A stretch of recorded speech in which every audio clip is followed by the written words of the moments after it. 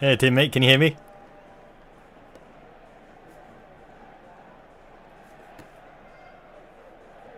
Nice to see art is too easy. Lots of love from Japan.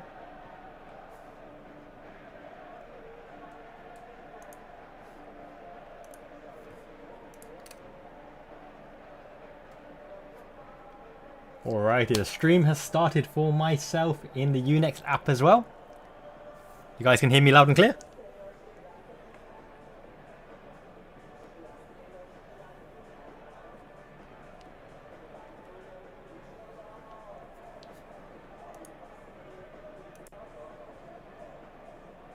Hey Colin, nice to see you, mate. Finally got that scoreboard working at the top. Ipswich, Liverpool. Gonna start the timer when it comes. Excellent, nice one, Cobin.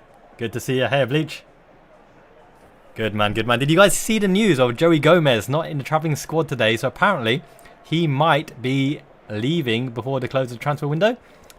That intimates to me maybe the Anthony Gordon deal is back on. Nice to see you, Jacob, my man. Cool, 16 people in the chat room. I've got the scoreboard up there. I'm going to give it a little test. See if the score and timer actually works. Bear with me a second. So the timer should be starting. And obviously 1-0 head start. Lucho Diaz in the first minute. Updating for you guys. 1-0 Liverpool. 6 seconds.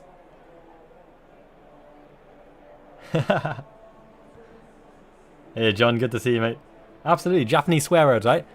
If something bad happens, you can go shikshaw. Shikshaw means like damn it. Or fuzakena. Fuzakena is kind of like don't F with me. I'm sure Arne Slot knows all of the Japanese lingo. Let me reset the timer. I think it's working good. Colin, nice to see you, my man. Yes, the Liverpool bench is outstandingly strong. That's the thing. People were worried about our squad going in without the transfers coming in, but actually if you look at it, there's so much competition for places. We've got strength in depth and versatility as well. I mean, all of the midfielders, Gravenberch, Soboslai and McAllister, can all take turns in the deep lying 6-6 role in the advanced positions as well. So I think we're good to go. Ipswich are going to go for it. My goodness, look at that Ipswich kids lineup. I don't know if you've got the same visuals I have, but the mascots for Ipswich, there's like one gigantic lady standing out in there. Yep, it's going to be a fun one. It looks like good weather over at Ipswich as well. Nice sunny day. The pitch should be quick.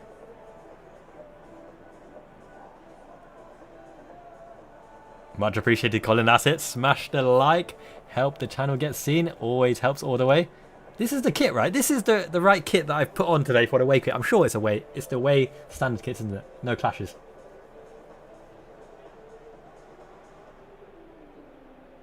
Yes, Stron. If you're in Tokyo, I think there's Vital Sports and Scamo Sport Shops, Camo Sports SS. They do a lot of Japanese kit. Hey Dave, mate. Yeah, Gomez is not in the squad. It looks like he's been given permission to sort out a transfer. It must be pretty well advanced, and they don't want to scupper the deal by any injuries. So probably looks like Joey Gomez is on his way. Our longest serving player, unfortunately, but you know, we'd probably let him leave with our blessing because he's probably not first choice in any position. And if he's used in a swap deal with Anthony Gordon, why not? Strengthen the front line. But we need a defensive backup. I think that's why the links to Goncalo Inacio is back already. The only thing about Inacio is he plays in a back three. So I'm not too familiar with how he'd cope with the demands of our four at the back. Unless we obviously plan to transition a lot, in which case it becomes a three anyway. It's true. Mark Gay might be looking to go to Newcastle. But at the same time, if Gay stays, then maybe Newcastle are back on for Joey Gomez. Because they don't consider Gay part of the transfer value, and it might go on to Joey Gomez for Anthony Gordon. We'll see. Mamash Valley, there's conflicting reports in Valencia, so apparently we're not willing to meet the 40 million euro fee that they're demanding, but at the same time apparently Brentford are going to stump up 5 million euros for a loan, which could bridge the gap. So ultimately it's Liverpool's call whether they want to invoke it and bring him here. I think Valencia already signed a replacement, so there's no smoke without fire. I think it could be one that lasts to the end of the transfer window. Gordon, number 6. Indeed. Well, he can play multiple positions forward. He started right wing for Everton and left wing for Newcastle as well. So Yes, it is going to be an interesting final roundup of the transfer window. And also, one thing that gives me hope, and something that a lot of people haven't mentioned, actually, I haven't seen it on any other content channel so far, is usually the biggest deals of the transfer window conspire to happen at the end of the window. It takes the whole, they've got decisions, big clubs to go to, the agent fees and all this kind of stuff. The biggest deals usually happen towards the end of the window. So there's hope that it's actually going to be a big transfer, not just a squad player. Ed Sheeran's in the crowd. He gave that motivational speech to England. Didn't work wonders for them. Unfortunate. 2-0 to the Reds. Yeah, Salah and Nunes. Good pick. Salah's on the bench. He have to come on and fire one in. Indeed, but at least he will have passion for the badge and won't want to leave. And I would assume it'd be a versatile option to bring on, which means that at least you can rotate whoever's in form. So yes, more the merrier. At least we can get someone in. Hopefully we get someone in. I'm pretty sure we'll get someone in. At least 2 transfers. Oh, by the way, has anyone got confirmation whether Rio Ngamoha has actually signed? I know that he chose Liverpool, but there's been no official announcement, right? And he's meant to be highly rated as well. So hopefully Rio Ngamoha comes from Chelsea on a free transfer.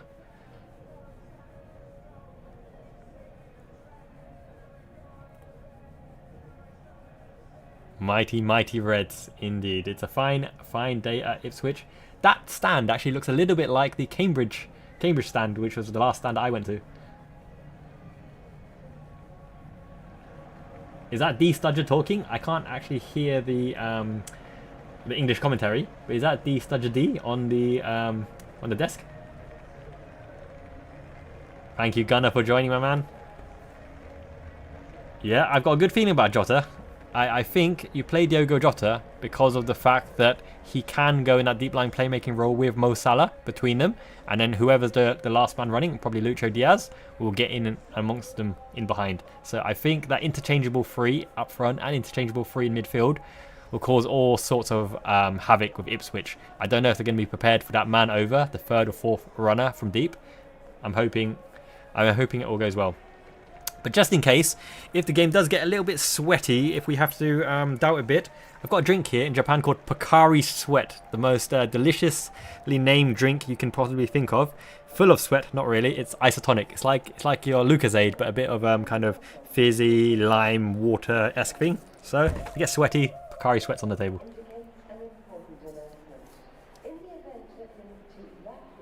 Yeah, Chelsea are buying everyone really, and have you seen Enzo Maresca is trying to sideline Ben Chilwell as well? He says it'd be better if Chilwell leaves, but who wants an injury-prone left-back that hardly plays that's on 200k a week? Man United, probably, in the olden days. That'd be nice. Luke Shaw, Ben Chilwell, injury-prone left-backs who never play, injured alongside Malacia. Send him over there. How dodgy was it? Man United already starting with last-minute goals. They didn't play well. Missed boatload of chances. Garnacho missed, an open goal, right?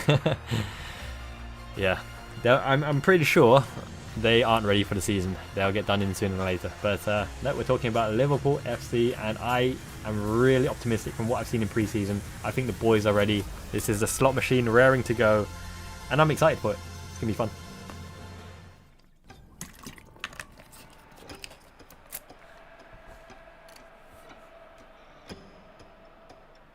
I will leave the club.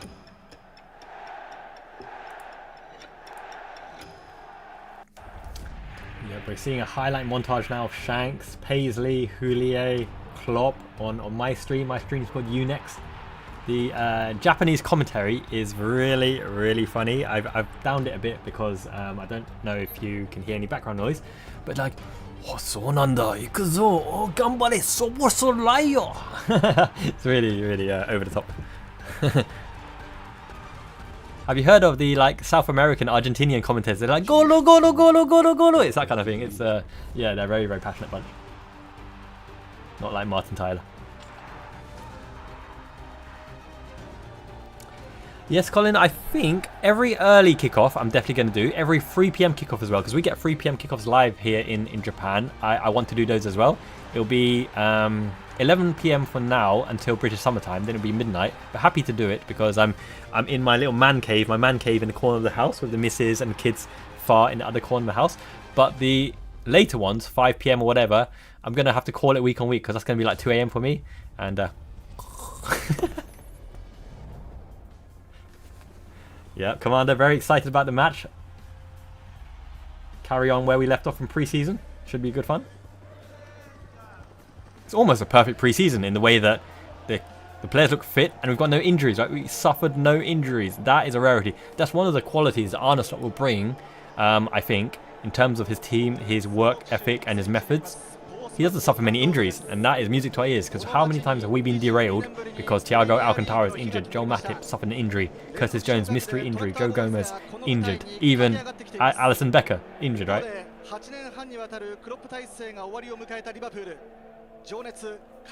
Jota and Salah to score. Yep. I have Salah as my fantasy football captain. I squeezed in Salah and Haaland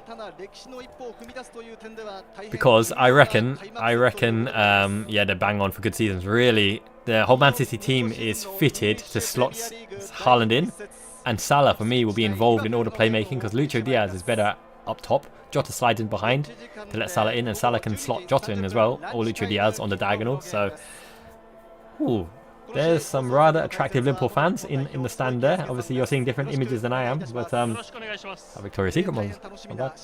Merseyside. Maybe a player's wife, I don't know. Evening, hi Calf. Nice to see you. Excellent, good man.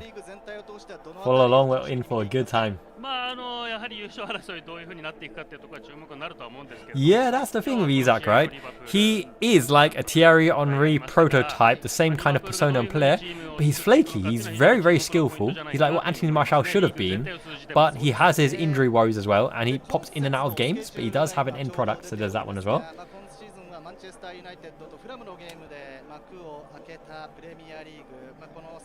Who we fancying for the Champions League places? I think City, Arsenal and Liverpool are probably banging already, but the last one's between anyone, right?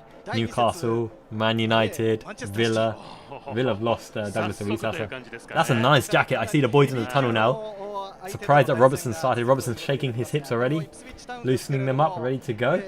He's part of the leadership squad, isn't it? He's reliable, steady Eddie.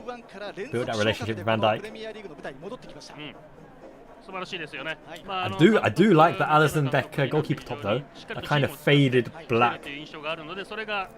Quite classy. It's like handsome 11 FC. Kwanzaa, Alisson, Van Dijk. I like it.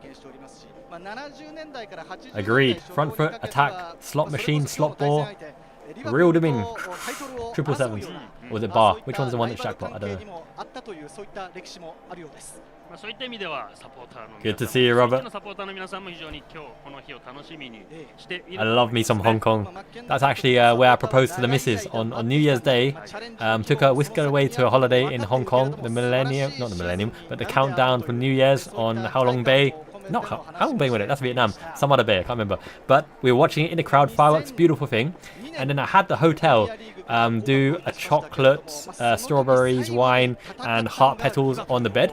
But what I underestimated was the crowd to get from the fireworks on the bay back to the hotel. It took 2.5 hours of walking, and she was like sleeping, and I was carrying her back, and I was like, this ain't gonna go well. But as soon as we went to the hotel room, she saw the decorations. Surprise, surprise. It was a yes after all, but even more funny, I'll let you in a little secret, she can't hear me. But when I was actually doing like the proposal, she took the ring before I could like give it to her, and she took it and put it on herself. I was like, yeah. I didn't even finish my speech.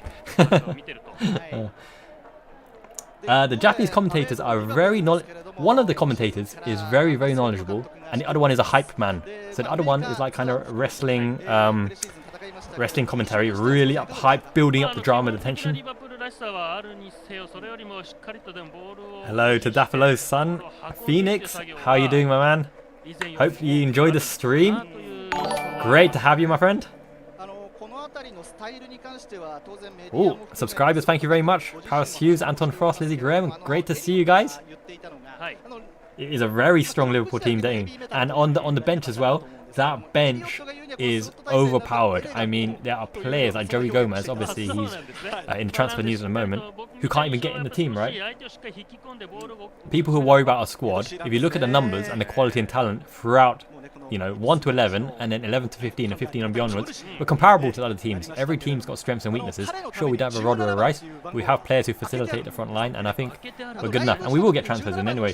Richard Hughes said in August we'll get them. And Slot said he'd be super surprised if we didn't get anyone, so fingers crossed.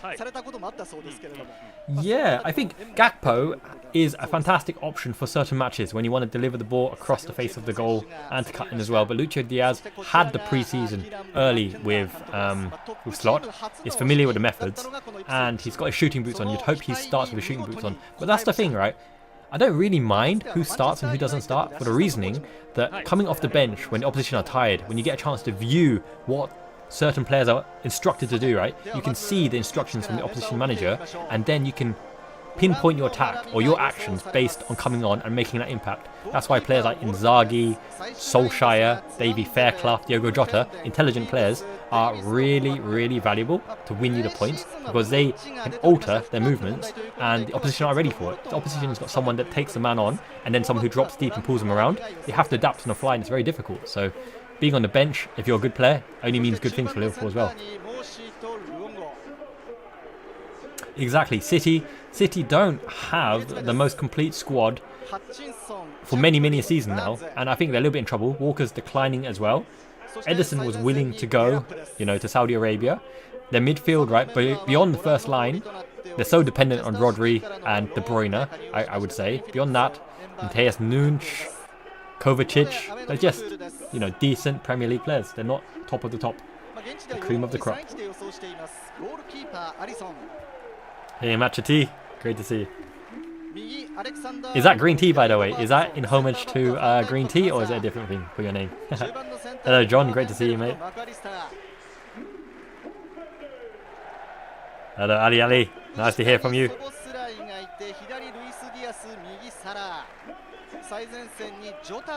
Yeah, but I'm really optimistic. There's so many goal scorers. How long has it been since you have a goal threat from so many places?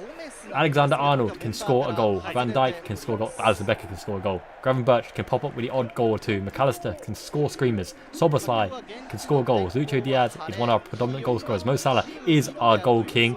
And Diogo Jota always scores goals. There's goals throughout the whole team. Hello, Scotty. Nice to see you.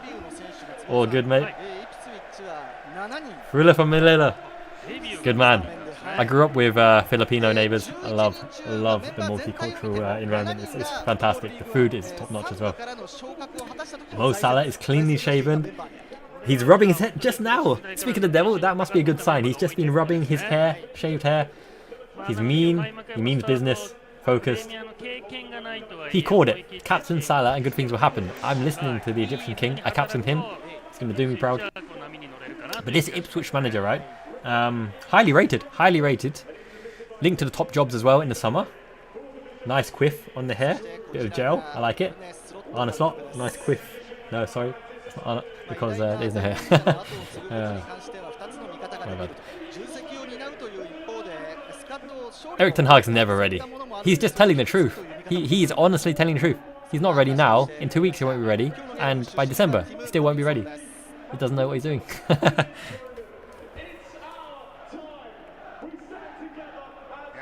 Yeah, I do like my Lord of the Rings lore, by the way. My goodness, all of that Tolkien, noble, fables, whatever, elfish language, I don't know. I get way too deep in the geek kind of stuff. Agreed, Jin. Great to see you. Jota the Slaughter will get you a lot of points. He's going to have a great season. Arne Slot is known for keeping players fit. If we got no freak injuries, our squad is immense. Almost time. Raring to go. Hey Miles, great to see you. Good morning. Ohayou gozaimasu. Everyone's taking a knee in respect to the Miyazaki Manzai, but also, obviously, kick out all of discrimination. I've got Pocari Sweat here. If the match gets sweaty, I'm going to need some of this keyed up juice. Here we go. Kickoff. Over to Alisson Becker. Punt it long. We always go left. We always go from left to right. It's very interesting. Lucho Diaz. Great touch. Take the man on. Let's see his confidence. With the ball in. Cause panic trouble.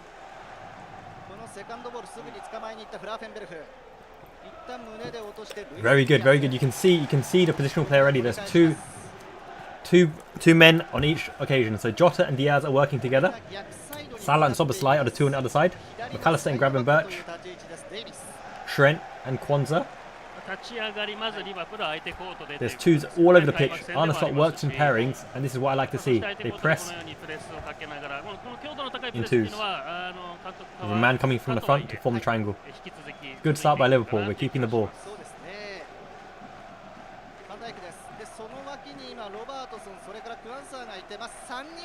Right now it is 8:33 p.m. in Japan. I've just demolished some local Pizza Hut and chicken wings.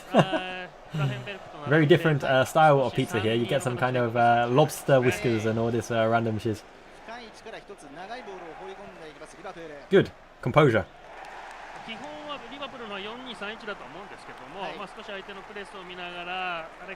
Oh yes, you're right. My bad. The timer. First time I've got it on.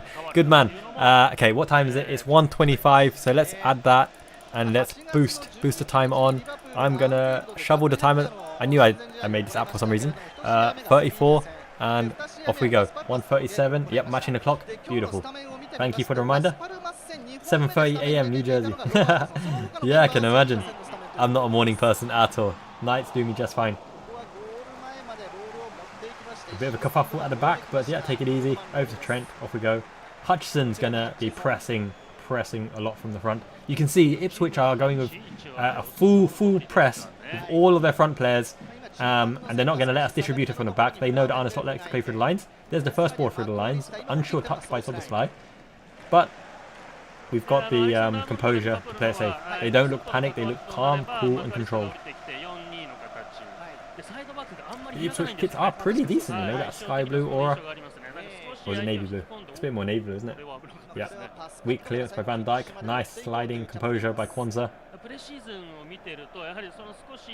True, but we have good precedence for coming back behind games, and a lot of time to go. The quality will surely go through. So I noticed that Diaz and Jota and the front players aren't looking to cross instantly. The crossing is coming from the fullbacks. We're playing the laterals, going across. Kwanzaa is the playmaker at the base of the midfield, stepping in and letting all of McAllister, Soboslai and Gravenberch push up. Looks like Soboslai on the right, Gravenberch on the left, and McAllister in more of the 10 position for now. Oh, loose touch by Robbo. It's not a foul. Yeah, not a foul. Shield them away. Okay, we've got to clear our lines. A bit sloppy there, Robbo. Got to wake up a bit. That touch was unassured. However, not conceding in the first 3 minutes, that's got to be a positive sign, right? Hello, King Judora. Nice to see you, mate. All good, all good. Doom! Yeah, Ed Sheeran is a bit Marmite, isn't he? He's a good lad. Like a common lad, good for the pub and snooker and pool. But his music is very... I like some songs. Admittedly, some songs are quite catchy. So they are pressing us all the way into the penalty box area. This is the McKenna style, Ipswich's manager style. It's a full press, man-to-man, all over the pitch. And Trent just got swiped out. But what I really like, right? Everyone is giving Kwanzaa the ball. They trust Kwanzaa's composure. And there's a little shimmy sidestep by Trent. Amen. Good man. Love you too. Excellent. Good to see you.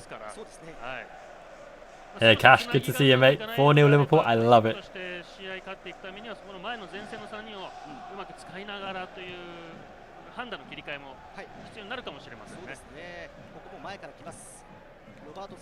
Okay, we're starting to get our groove, work the ball through. I love the inside touch there by Soboslai. Confidence, composure to go around the left side. It's a foul. Ipswich are body to body, man marking and instant pressing. This is going to be very intense. It will rely on a Liverpool player to beat their man with physicality or skill to bypass that press because they're pressing man for man. Exactly, Miles. And we've got players to do. Soboslai, Gravenberch, they've got mean turns. Diogo Jota, Salah.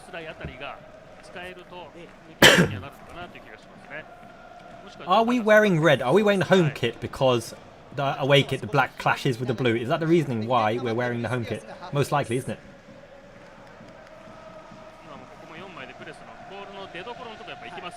Nice to see you, T. Thank you. Whoa, there we go. That should be a yellow card. Stopped him running down the line. Woo, Fendon. He looks like that guy from Prison Break. There we go. That's what we're talking about. When you beat the man with a little silkworm turn, Jota, man on the yellow card, target him. See if we can get more juice out of that gravy. Gravenberch, off you go. But delivery. First delivery of the day. Robbo to whip it in. Now you see the cluster, right? Quansah and Van Dijk are starting from deep. Quansah will block the man for Van Dijk to get a clear run in, but it'll probably be a redirected ball. No, we fouled Ipswich for there. Gravenberch finally.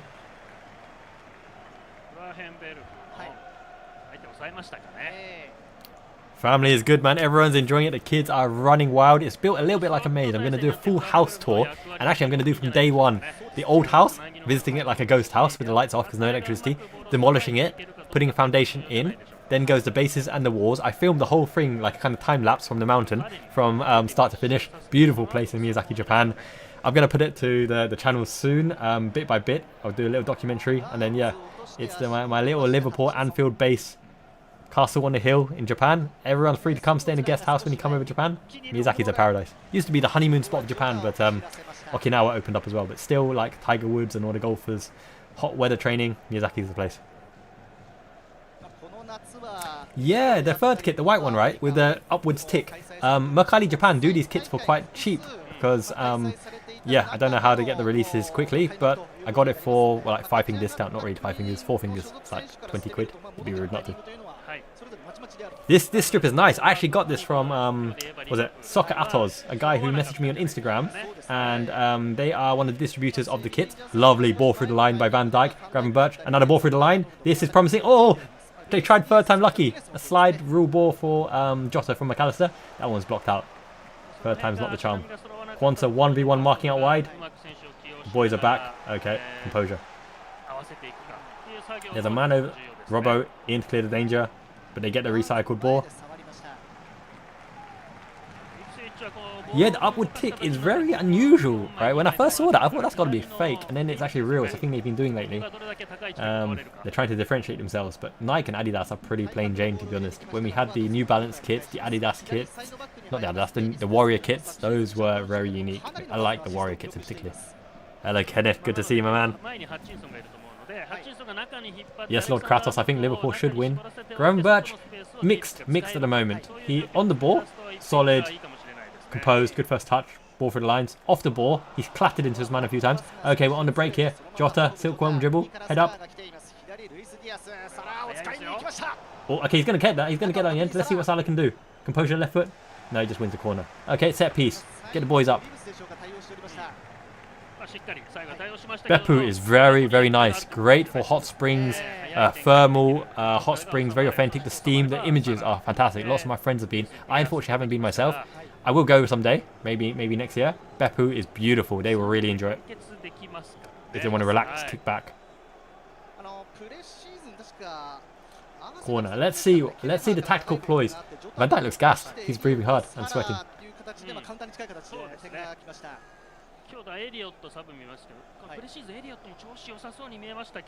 Okay, Salah is the blocker for Van Dijk. McAllister and Szoboszlai front post. Quansah around the back. Pushing and shoving. Boys be boys. yeah. Like, there is a place called Sushiro, right, which does that kaiten round and round distributing sushi, and it's so cool because the sushi is so cheap and so fresh. You've got a touch screen yourself, you order what you want, and you'd be surprised, right? I don't like fish that much, but they do so much premium Wagyu steak sushi, roast chicken sushi, lots of meat sushi as well, meatball sushi. Ball comes in. Oh, clear that danger. Second phase, second ball.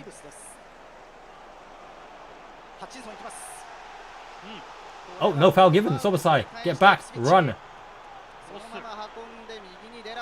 Trent should clean up here, his first of the ball. Well done. Clear the lines, clear the danger. Athletic. We can't hold them to the ball. Ipswich break. At least our press looks on point. They're struggling to ball play, but when we do lose the second ball, they look dangerous.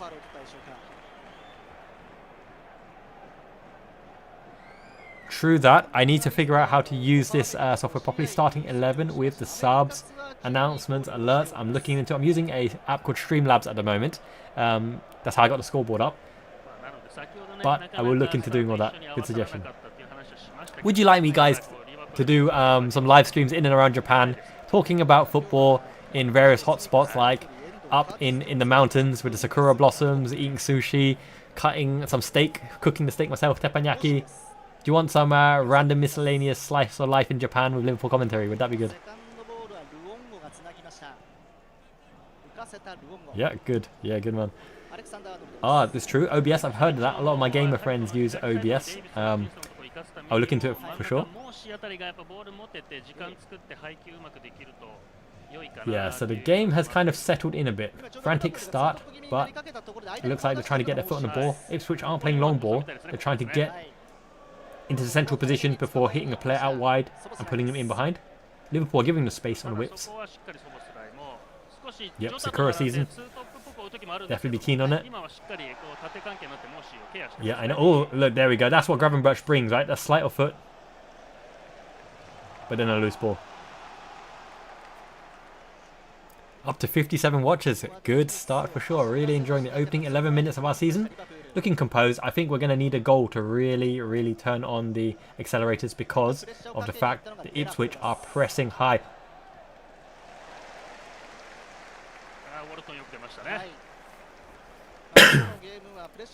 Alert by their goalkeeper.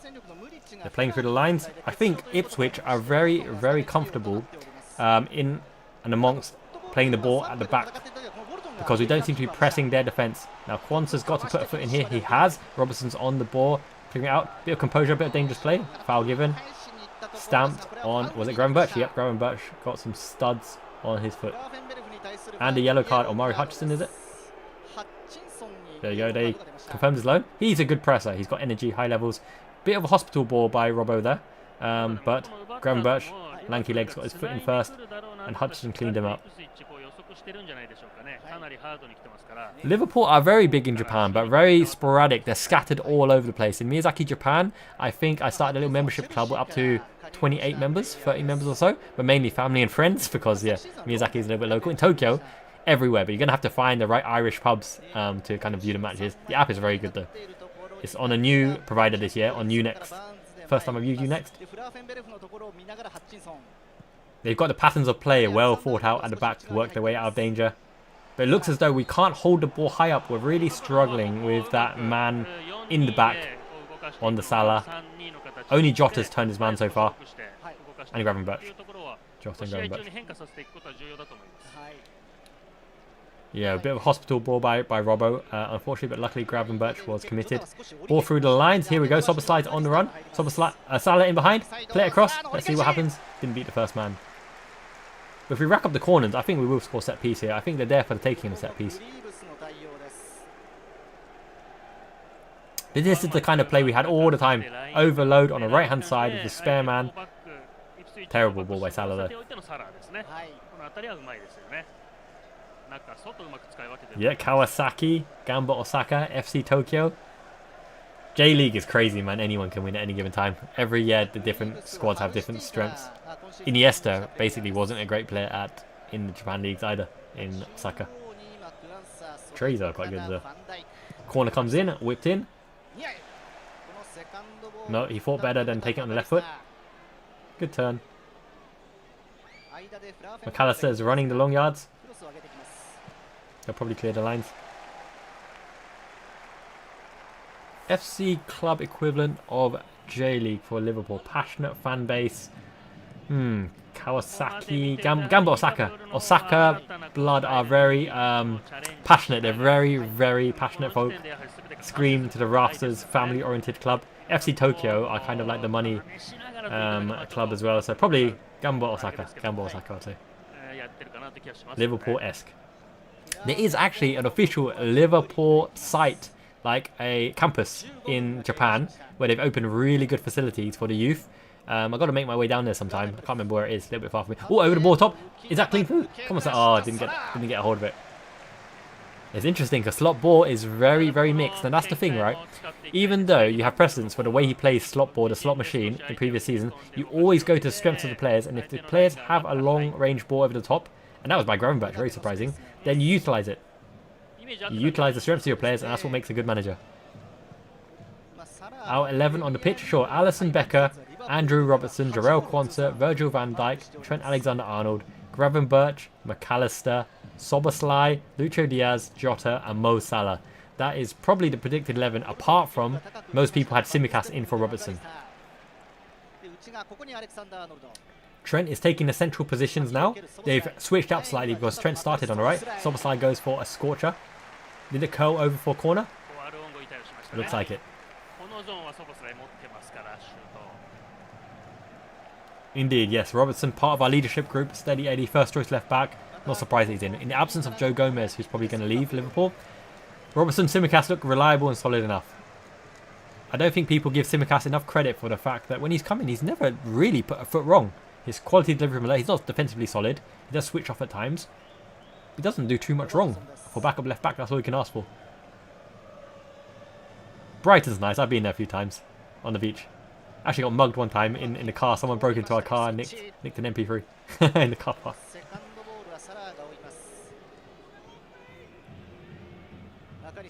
Playing it across. We've got to avoid these fast breaks. Okay, we've won the ball back.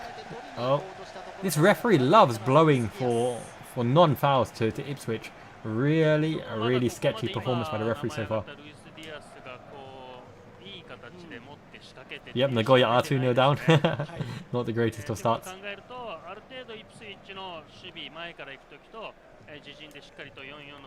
So with this break in play, thank you everyone who's joined the membership so far. Actually, what I'm going to do is for everyone who's a member in the chat at the moment and everyone who wants to join, I've bought loads of these. My favourite chocolate is Ghana in Japan. It just really tastes so good. It's so creamy, so smooth. I've got lots and lots of goodies. Countryman biscuits are like better than anything in the UK, better than rich tea or digestives or whatever. So I've got a whole bunch of goodies. I'm gonna put all the photos up in the next video. All the members, let me know what you want. My treat to you guys, I'll send it to you guys either this month or start of next month. Thank you so much for the support as always. Wear my Liverpool shirt backwards.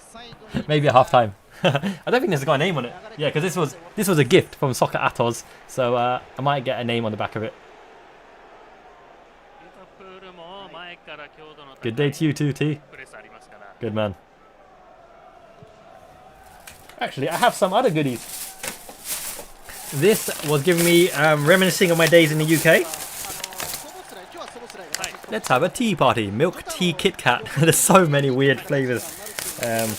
If you want something more Japanese and authentic, there's matcha green tea Kit Kat, but it's a little bit bitter, as you'd expect from green tea. Oh my god, blown for a foul with a little sissy push from Robertson in the back. This stuff is elite. This kind of chocolate crunch you want. It's called Black Thunder.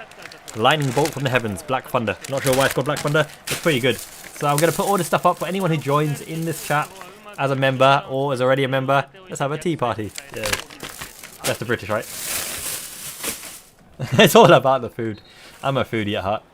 I should have done a food channel.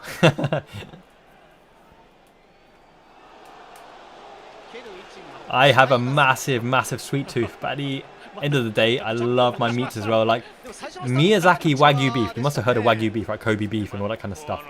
Miyazaki beef is #1 in the world. It's won the Beef Olympics, and that's a real thing in Japan. 3 years in a row. Oh, swing cross. Oh, diving header. Alisson, safe as houses. Hands on the ball. If you want a Miyazaki steak in London, it's going to set you back £600, £650. If you want a Miyazaki steak in Tokyo, it's still £200. A Miyazaki finest A5 quality Beef Olympics winning steak in Miyazaki, 5 minutes down the road in the supermarket, 15 quid. 15 quid. Freshly cut on the day. And it's aisles and aisles of, you know, glistening white steaky fat. A little bit too fatty for me. I prefer like A3, A4 because the fatness is buttery smooth, creamy, melts in your mouth. But it's a little bit harsh on the stomach because it's so oily, right? Unless you cook it on a barbecue, render off all that fat.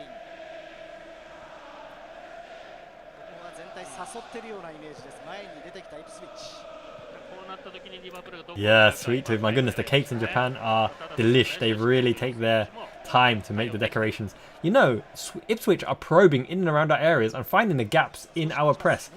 little triangles and little diamonds. They haven't really gone into offensive areas, but it's worrying that they're really somewhat beating our press in our own half. And the fact that we have to punt it long for an out ball, we need to get a foothold in this game. Slot needs more time on the training pitch with the boys.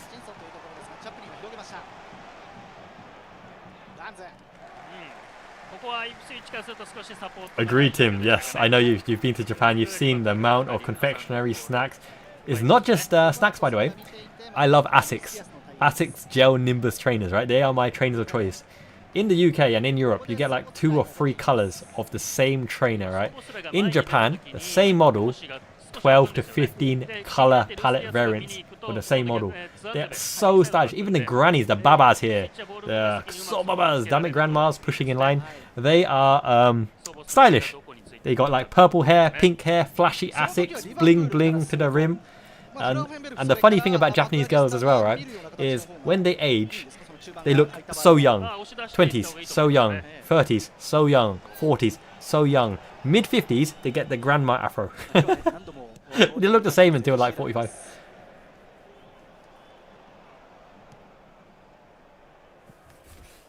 The back of your Liverpool home shirt. I need to look where the home shirt is, actually. But this home shirt, it's last season's one. No, it's not. It's the one before that. I got my boy Ato on the back of it. I need to look for all the other shirts. But I think I have Firmino on one. I've got Ato Mia. Mia is my little girl on the other one. I got Sexy Mai on one of them. I got Super Noodles on one of them.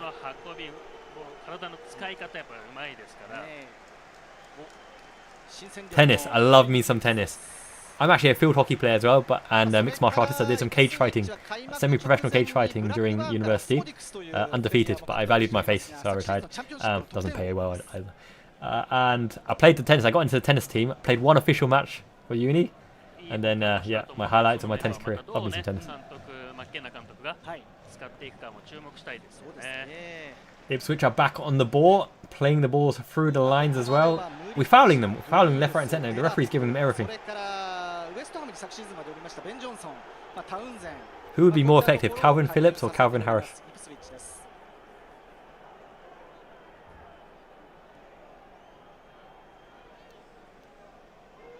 Eye-opening indeed, yeah. Very, very good. Back of shirt. This isn't the home shirt, this is the away shirt. This one is only the,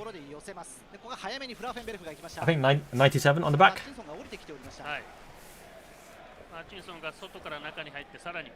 A little tip for anyone who wants to do a bit of sports betting. Don't 100% condone it, but if you want to win money on sports betting, the only sport that you can win money on consistently is tennis betting. The reason is, other sports, and this is a little bit secret because I used a student loan. I made a tennis betting algorithm and changed like £400 of student loan into about 7k. The reason why tennis is the moneymaker is because unlike football and other sports, you need a big event, a goal, a red card, a penalty for the markets to change significantly. Whereas tennis, every single point that plays, the market shifts up and down. So you've got many points of entry. You do your research beforehand, go on an underdog who starts well on a preferred surface. Their market changes up, so you can hedge to the other side. What that means is if you bet on the other side, no matter who wins, you get profit. Wimbledon, big tournaments, you have many games to simultaneously play, hedge your bets. Lots of money in tennis betting. Don't bet on any other sport. It's a fool's game. But bet on tennis, usually you can get a long return. Yeah, definitely. Ipswich look very up for it, energetic in front of the home crowd at the start of the season, back in the Premier League. They are right on top of us, and we are struggling to get out at the moment. We're hoping for moments of inspiration and quality. Salah is on the half turn, out wide. Here we go, a bit of space for McAllister. He is our ball player. Out to Lucho Diaz, 1v1. Take the man on. No, that's Jota. That's Jota on the left. They rotated. Jota trying to get in around the back. Okay. He stumbled. It's a corner. Should be a corner, right?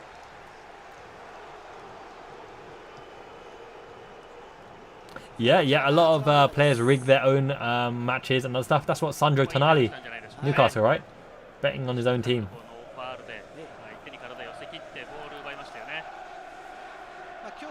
Dean, I will definitely will do it. I might do a dedicated video on it. I have a lot of Liverpool shirts, but also a lot of Liverpool merch. Very, very keen to show off. In fact, I really wear this in Japan. Still, a lot of people, I'd say about 40-50% of the population, wear their masks. They wear their white masks. I wear the Liverbird. Liverpool FC golden trim official authentic goods, right? Of course, you would have known it already. This mask, top notch. I've got about 5 of these. Corner coming in swinger, straight into the keeper's hands. The set pieces haven't been clinical, haven't been on point so far this season. Japan Airlines, I love me some Japan Airlines. Back in the UK, I did a little bit of consultancy, some bookkeeping, accountancy software, and every single business trip, I was allowed to expense things. I expensed it on an Avios credit card, built a lot of Avios up, and now I have enough Avios to really travel. And Avios, British Airways point system, can use Japan Airlines JAL as well. So I'm loving me some JAL. Upgrade to business class every now and again. Scows in the black, Alison Becker, or the Miyazaki Mansai.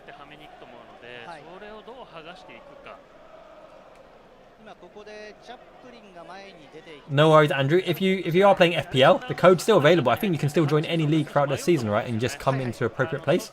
So yeah, give it a go again. I do like Zhao, by the way. Zhao and ANA quality flights. The food is scrumptious. Great ball from out from the back.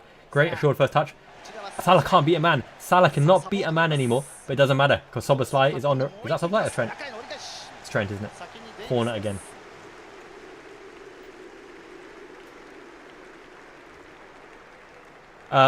Which home shirt, Dean? The one with Ato on it, the previous season's one. I can put it on top, over the top. Jota is everywhere. He's a man possessed. He presses like a machine. He's probably our best presser from the front, Jota.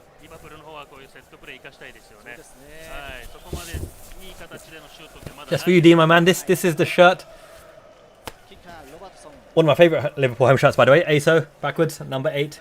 8 in Japan, sideways, means infinite. Oh, that's a chance, that's a chance. That was a Kwanzaa chance, and he fluffed it. He air kicked, air swished the ball. He air swished the ball. And he gave the guy a shove. It should have been foul. Probably is a foul.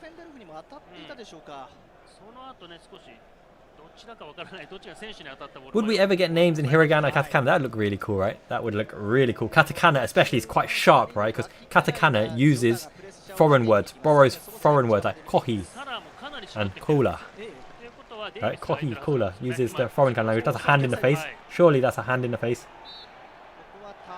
And you got to stop anything for head injury, right?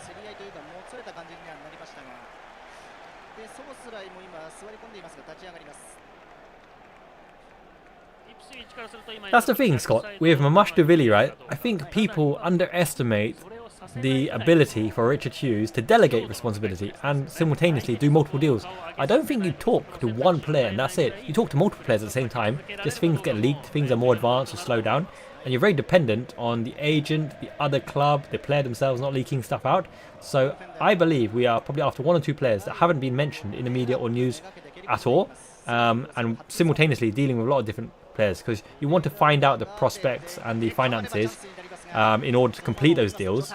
And then you judge which one is right for Liverpool, which one is the one to proceed with, to progress with, and then you give them a call back and say, we're willing to talk or work on those terms, that kind of thing. So they would have put in the feelers and shown the interest, and I'd say 8 to 10 players, that's how clubs usually do it.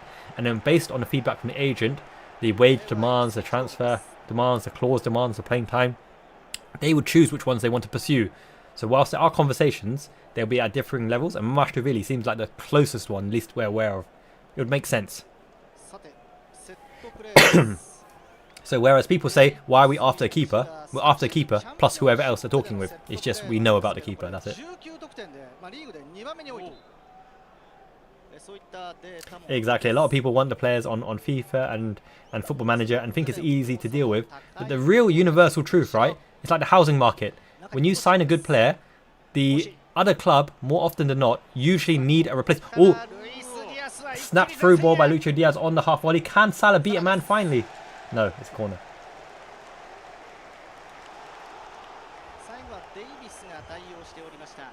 Yeah, the rival club usually needs a replacement guaranteed because they're not going to screw their own season just to release a player for Liverpool. They're going to have their replacement in place, or at least a confirmation that they can get their target before they release the player.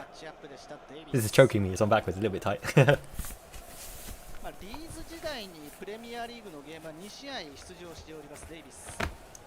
I think the real question is, Wataru Endo, will he get a haircut like the Miyazaki Mansai? It's not bad, right? A little bit of highlights. It's called mesh in Japan.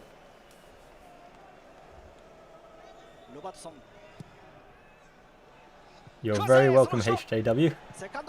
Exactly. A lot of channels are very, very emotional. I prefer to be analytical. We're on the break here. They've got to dash. They've got to dash. He is quick, Hutchinson. He's quick. He's going to cut in. He's going to try and cut in. He did cut in. No, Allison safe as houses. Elliot, centre attacking mid, really brings a lot of quality there because his composure, his ability to find pockets of space. Soboslai is really good at wrapping around the outside of the wing, overlapping with Salah as well, and covering for Trent Alexander-Arnold.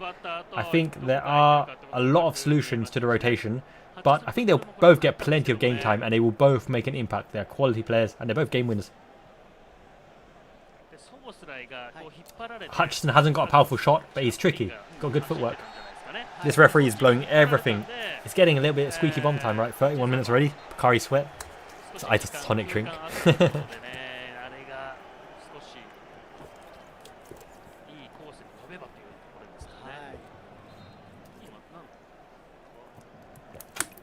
To be fair, Slot is looking pretty trim.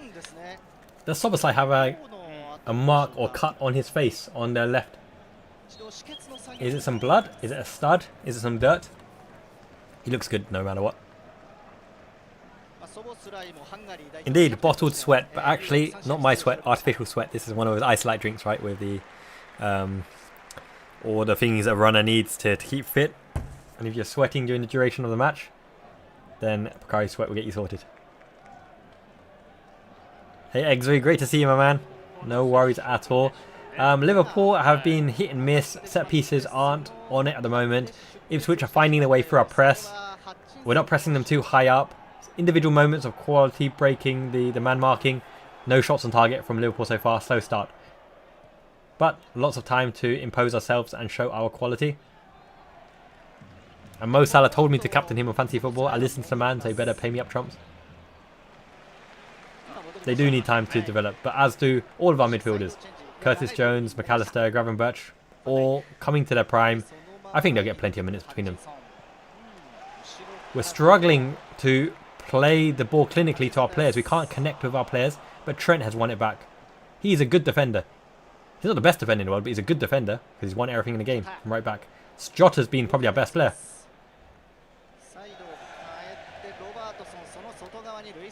Loose switch out to Diaz.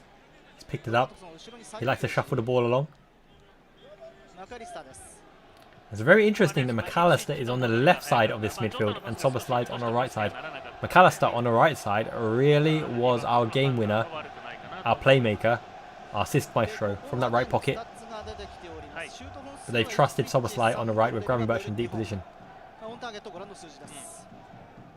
The issue I can see with this 4-3-3 at the moment is that Ipswich are pushing with a 5 and we're struggling to pick up any of our players in the 10 position.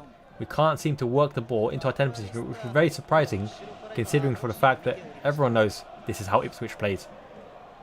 I think we should be putting someone deeper in the pocket, like Jota, deeper at the top of the diamond to give an extra outlet.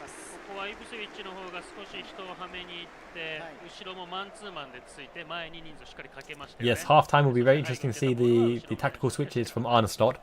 He's a man of tactics and a straight shooter, straight talker.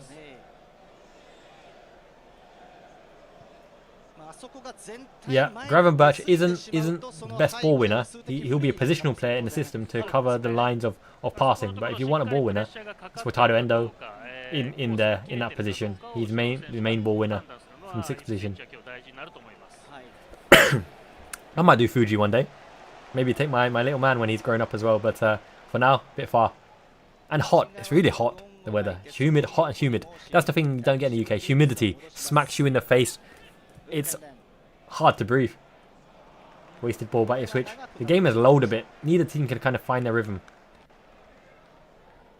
Yeah, the Trent Alexander-Arnold shot. I need to find where that is. Excuse me. I think it's in the wash, so I need to dig that out. I need to actually sort all of the clothes collections. It's a bit scattered. I have mountains of chaos of clothes behind me, but they're organised chaos. I know which mountain it's in, but I have to dig through the mountain. I think so. I think Slot is more proactive. He won't be a 60-minute man, 65-minute man like Jurgen Klopp. He's got pre-planned changes. And I also really think that Klopp leaned on Pep Lijnders' insight and followed a lot of Pep Lijnders' instincts as well as his own instincts. Whereas I think Arne Slot is more, maybe more decisive on his own opinion, just because he was the player, right? He was the former pretty high-level player. Technically very good Arne Slot as a footballer as well.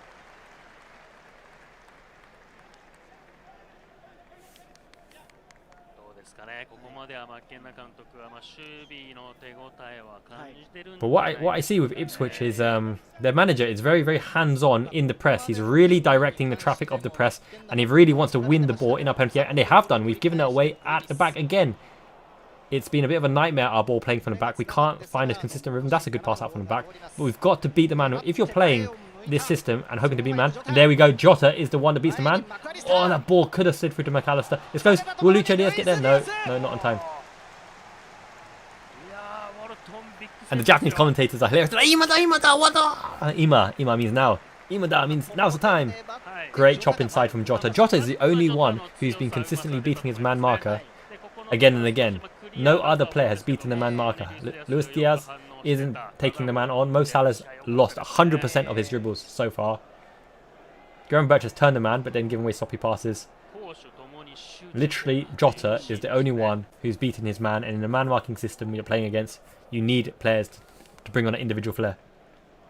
Yes, like Atalanta, they pressed the life out of us and we had no answers to it. At the moment, they're 5 pressed, they're 3 in a line and 1 strike up front. Is really making it difficult to get the ball through the lines, and I'm surprised Trent hasn't been able to penetrate that with a ball. Loose ball by McAllister, they win it back. Again, every time we go towards the centre, they know that Arne Slot likes to play the laterals. They're covering the centre and we're not incisive enough in our passing. You know, I think Ipswich's attractive style of play is a little bit like Brighton when they first came up. They'll surprise a few people with just how much they've got confidence in their ball playing ability. Well done, Jota. Hustle and bustle. Burns, off you go on your bike, son. Get back in your penalty box. I think Ipswich do have a chance to stay up, but barely. Contest it with like Everton. Indeed, the early kickoff, but who are we to complain? This is the first match of the season. There's a nice blonde sitting behind Arne Slot. Quality view of his shiny head. Probably can't see, right? It's probably blinding the reflection from the sunlight. The shiny one. Yeah, big thinking. That was deliberate. Stop Jota from going away. Is that the guy in the yellow? Yeah. At least we get another chance to deliver it in. Yeah, sometimes it's the leadership and the partnership. Robertson, Van Dijk, steady on that side. Hasn't looked particularly promising. Let's see his delivery from this one. There's a good whip ball into decent areas, but actually none of our players are near that area, which is very strange as to why. Unless he miskicked it. Goes to the P spot. We've only got Jota there, and the rest of the players are hanging around the edge of the area. The ref has given every single push and nudge Ipswich's way. Ipswich has had the better of the play. We're looking at a kind of counter-attacking style, releasing Salah or Diaz. Jota's been our only real positive, I would say, of this half. Szoboszlai's been a bit anonymous. The game's bypassed Szoboszlai and Graham Birch. Trent Alexander-Arnold hasn't got influence on it so far.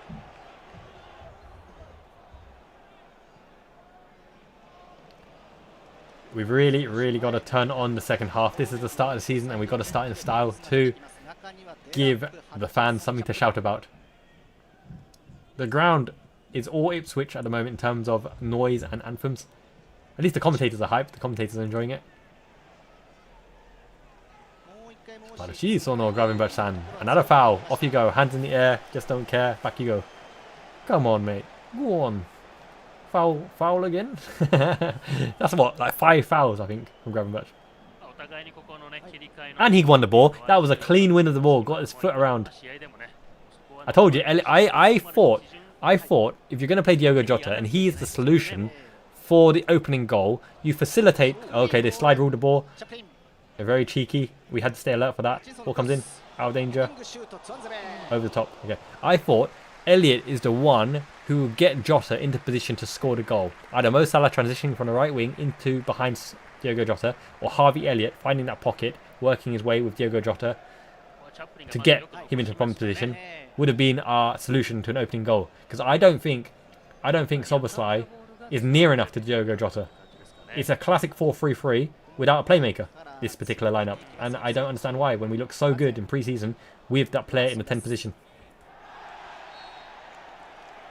Exactly, that's completely right, Relichko.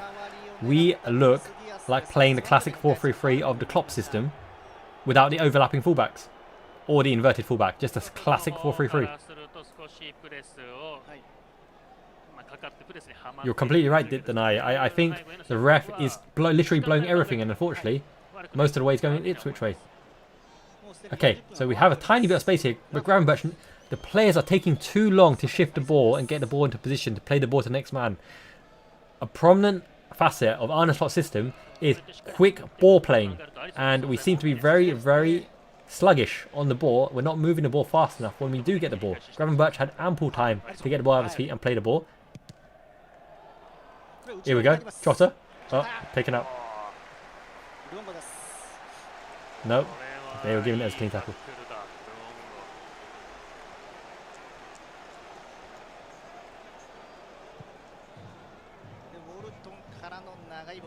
Absolutely, Papa. Great to see you, Papa Legba. How you doing, my man?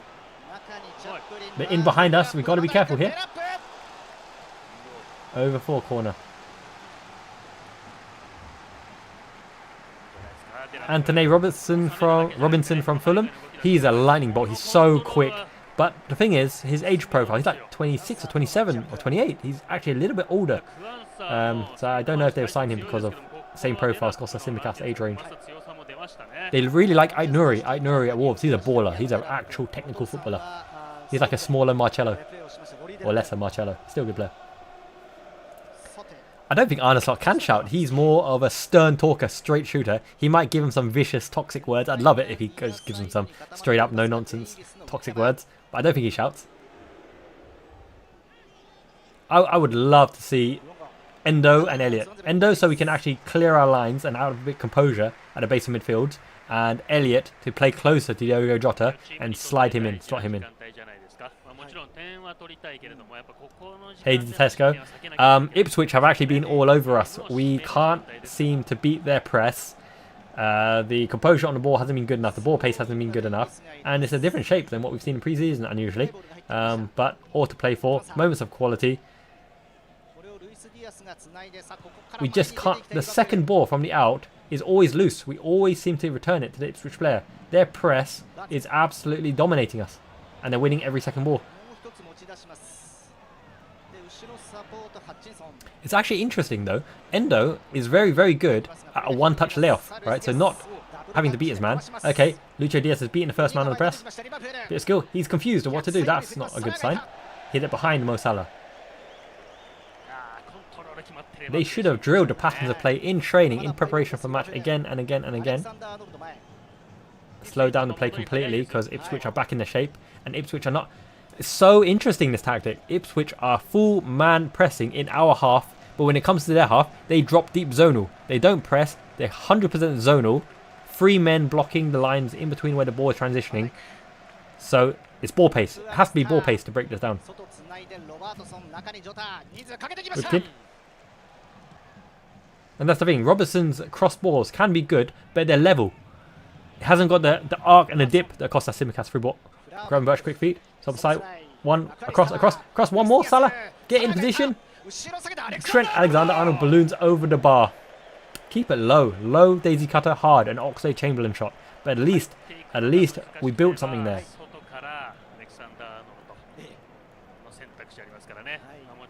I can see what Trent was trying to do there. So the players are coming sliding in on the bottom, so you have to get a bit of loft on the ball, otherwise he'll hit the sliding player on the floor.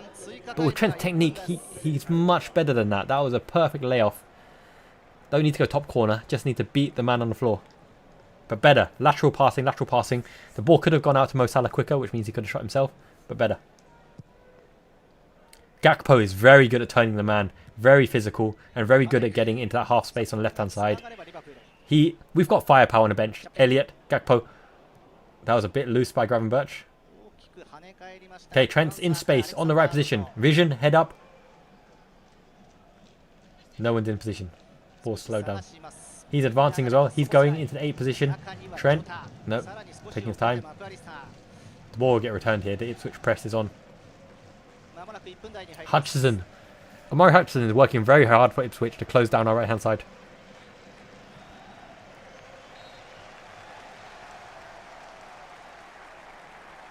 The thing with Hincapié, right, very interesting player, but he's primarily a defender, right, so you lose a lot in a player going forward because Hincapié isn't the best going forward. He's like a left-sided Tomiyasu. Half-time.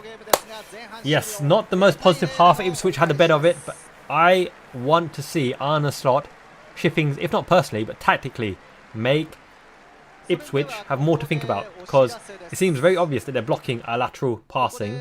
Our outbreaks aren't particularly good, and we can't break through the zonal marking or the deep press in our own half. So, standing ovation by Ipswich, going toe-to-toe with Liverpool, who are expected to get in the Champions League. We are equal at the moment. Let me reset the clock. That is a good thing. 0-0 Ipswich, Liverpool at the moment. Lots of football coming up today. Mo Salah, get me those fancy football points. Turn it on the second half. I believe in you, son. Pitch is nice. We should be whizzing the ball much quicker than this. I think they're a bit tentative because they're really being pressured on the Ipswich press. Ipswich are running their hearts off, and it's showing. But Liverpool are more technical than this. Only Jota has shown the propensity to turn his man, to get his foot on the ball, to go both ways and beat his man. Everyone else is a yard off the pace, I would say. Darwin Núñez, for me, is a prominent option. But the thing is, you're going to have to make a choice here. If you want a Gakpo, I don't think you could bring on a Núñez yet, because Jota is our best player up front, and he's looking like the most likely to break the deadlock. If you put Jota on the left, then Gakpo is not going up top, which means there's Núñez. So it's going to be one or the other between a Núñez or a Gakpo. And I don't envisage, them both coming on at the same time, because sometimes they get in each other's way. Although saying that, they're both very good at the rotating shift, full daisy circle, Gakpo from the left or Núñez on the left. I would love to see Núñez on here, because I think physicality and just the brute of the man, raw pace and aggression and making those runs in behind again and again will mean that Ipswich have to decide whether to press or hold. That's the thing. We're playing with a classic 4-3-3 at the base, right? Gravenberch, McAllister and Szoboszlai. And with their high pressing, none of them are able to get into a position with time on the ball. This is why Trent can't play in that position. Trent will spend 100% of the time under pressure, being marked and having to beat the man. Trent is much better with the game in front of him.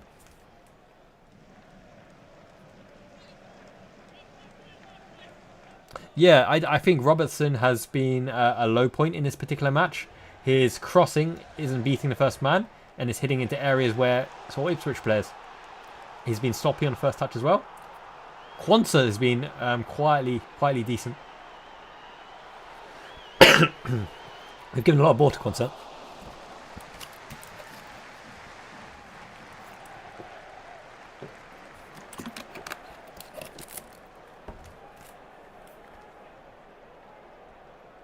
Hey Michael, great to see you, man.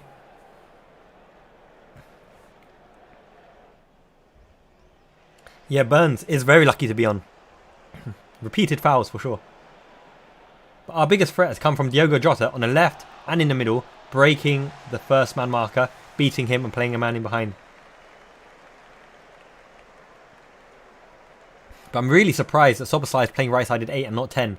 Slot even told us in the pre-season that Szoboszlai and Harvey Elliott are 10s. And we're not playing with a 10, we're playing a classic 4-3-3. And it's been sussed out. McKenna, Ipswich have sussed it out.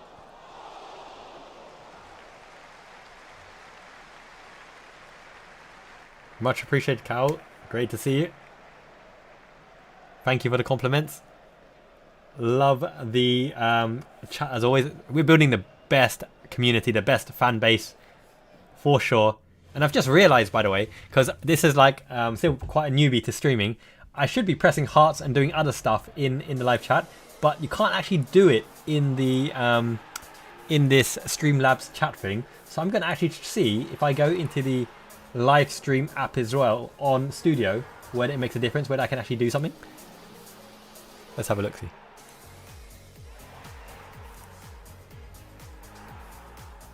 The handball was delicate. It's outrageous. And I think Gravenberch has looked slightly out of his depth in the sixth position. Not for his own fault. He's turned the man. He's played the ball through, but the ball's not connecting and the ball's not sticking. He needs to be more incisive. That's why sometimes you see Wataru Endo play the slow short ball. And people think he's simple or boring or can't play. Sometimes you need to just allow the players some time to receive the ball, to make up their minds, to think, without putting them under pressure with the instant ball. And he's very good at playing the ball, considering what the player wants when they receive the ball to feet. Sometimes the boring way is the way to go. Let me see if I turn on this. Very stop-start. This ref loves to blow for the Ipswich foul, which is frustrating for sure.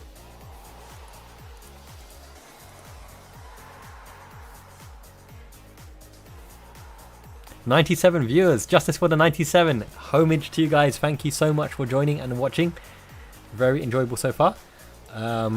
Okay, I've just realized I have a lot of different settings that I can do in this stream, that in the YouTube studio, that I can't do in the other thing. So let's figure this out.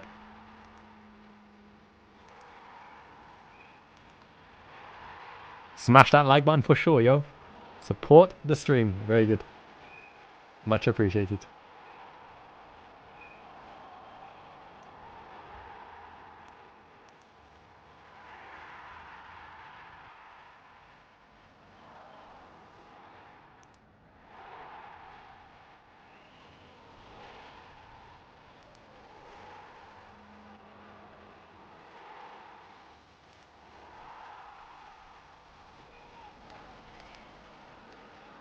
So yeah, a lot of different options in this YouTube studio. Very learning for the first time, but it's good fun, because this Streamlabs things allows me to do that YouTube watch counter, the thing at the top. Maybe I can have the first team lineup and the sheets and other animated goodies. Still learning how to use this thing. So if anyone's a streaming guru, get in touch, let me know, call me, and then I can help set this up.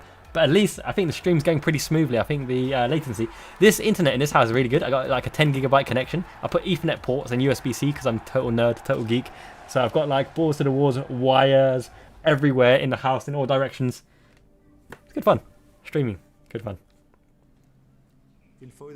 Yeah, Slot is going to have his hands full with trying to get on top of these refereeing decisions, because my goodness, they're not going to get any better, are they? These referees are some of the questionable parts of football for sure. Good morning, Christian. Great to see you, mate. Here we go. Liverpool, America, Africa, Brighton, Japan, Hong Kong. All good, all good. How are we, lads? Konnichiwa. Lei Homa. Need to remember my French and my Spanish. Hola, amigos. Greece, yes. Yes, Leonidas. Great to see the Scouse Greek Simicast representing. He's got to come on for Robert, surely. Sonny Bolton. Man, I was watching some JJ Okocha highlights. What a baller back in the day. I'm surprised he didn't go to a bigger club. He had some serious techers.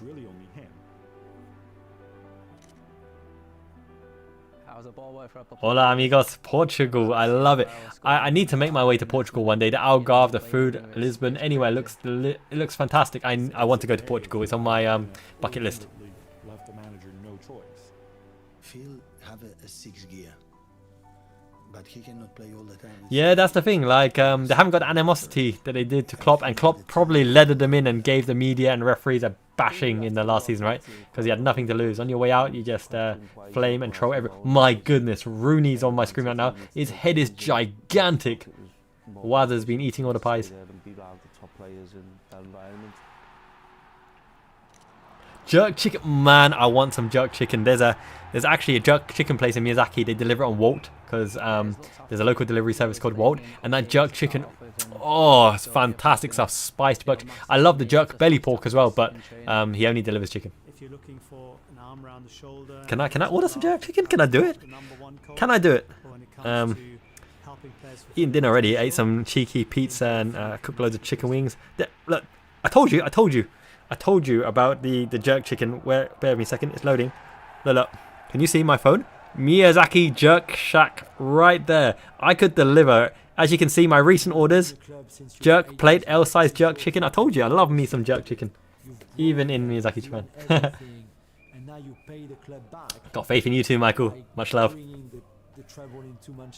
You know, Sam Allardyce, this is the thing, right? For such a boring long ball manager, he signed some proper ballers, right? Hierro, Real Madrid's top centre-back scorer of all time from centre-back position. He signed Fernando Hierro for Bolton. He signed Ivan Campo, a fantastic deep-lying playmaker. JJ Okocha, Joel Kaif. Didn't he sign Joel Kaif for Bolton as well? Sam Allardyce knows what he's doing in signing these old age legends that just play the part. Huge talent, will be an amazing player too. He is nice to see you, Cole. I love me some Ireland as well. My employers are actually Irish. I work for an Irish consultancy in Salesforce. I speak to the Irish every day. The luck of the Irish. Kevin Davies, yeah.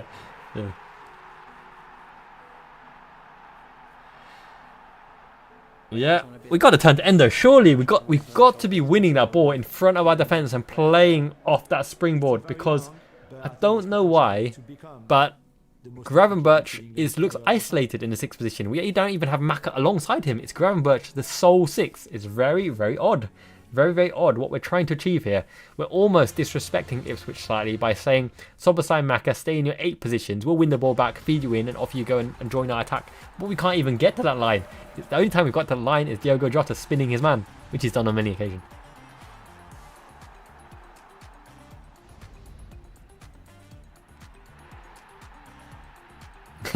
You know, as much as it's very controversial, because Alonso is one of my favourites, if not my favourite Liverpool player of all time. I think Gareth Barry really would have added to Rafa Benitez and what he's trying to do at the time, because Alonso wasn't on form before that season we tried to sell him, and then he played the season of his life and then went to Real Madrid. Before that, in terms of the metrics and assists before the assists and actual ball playing metrics, he was a little bit subpar. But our whole midfield that season, Gerrard was roaming everywhere, leaving a lot of work on Alonso, a lot of work on Haman as well. Luis Garcia always popped up with the odd goal.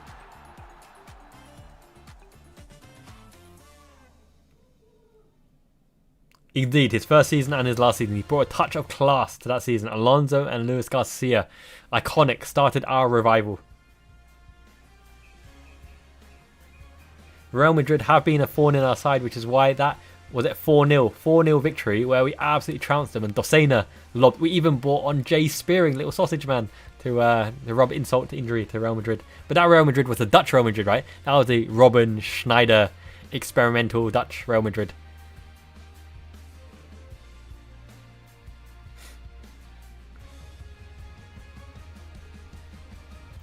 Yes, Ahmed, we never make it easy for ourselves. That is the Liverpool way. Look at the attacking threat, right? First 15 minutes, we were all over them. There's a chart here. And then towards the 30 minutes, nothing. It was a nothing game. And then near the end of the first half, where you want to go in with a goal up, Ipswich were all over us. We could not string 3 passes together. And if you look at the touch map, my goodness, Ipswich have been absolutely battering us. And that's interesting. Ipswich have played most of their game on the left-hand side, which is Liverpool's right-hand side. But the most attacking threat in front of our goal has been on the right hand side. And for Liverpool and Mo Salah, his touch map, he's really not getting a lot of the balls in the areas to cause damage. He's only had 3 touches in the box. The rest of Mo Salah's play has been at the halfway line, basically where Solskjaer should be, which means we've been penned in. That shows how much Ipswich have dominated us towards the latter half of the first half. 5-0 aggregate. Yeah, I believe it was. Absolutely crushed Real Madrid.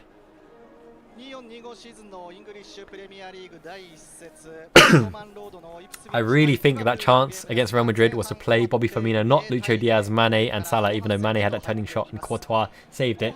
Firmino would have been ideal pulling them out of position, but alas, some Champions League finals decisions were made. Dirk Kuyt up front instead of Peter Crouch. AC Milan wouldn't know what to do with that beanpole. He got our assist, you know, heading that corner into Dirk Kuyt to score. But yeah, just some wrong choices overall. But of course we're going to beat Tottenham in the final. Tottenham never had a chance. They're Spursy, right? But Benayoun, they don't know about our Yossi. I love me some Yossi Benayoun. Israeli superstar, jinking left and right. He was so hard to dispossess and he had a cute through ball. He just never didn't have enough power in his shot, Yossi Benayoun. Clean player, clean player. Do you remember that's the kind of season, right? We had like Nabil Elzar and David Ngo, those kind of players.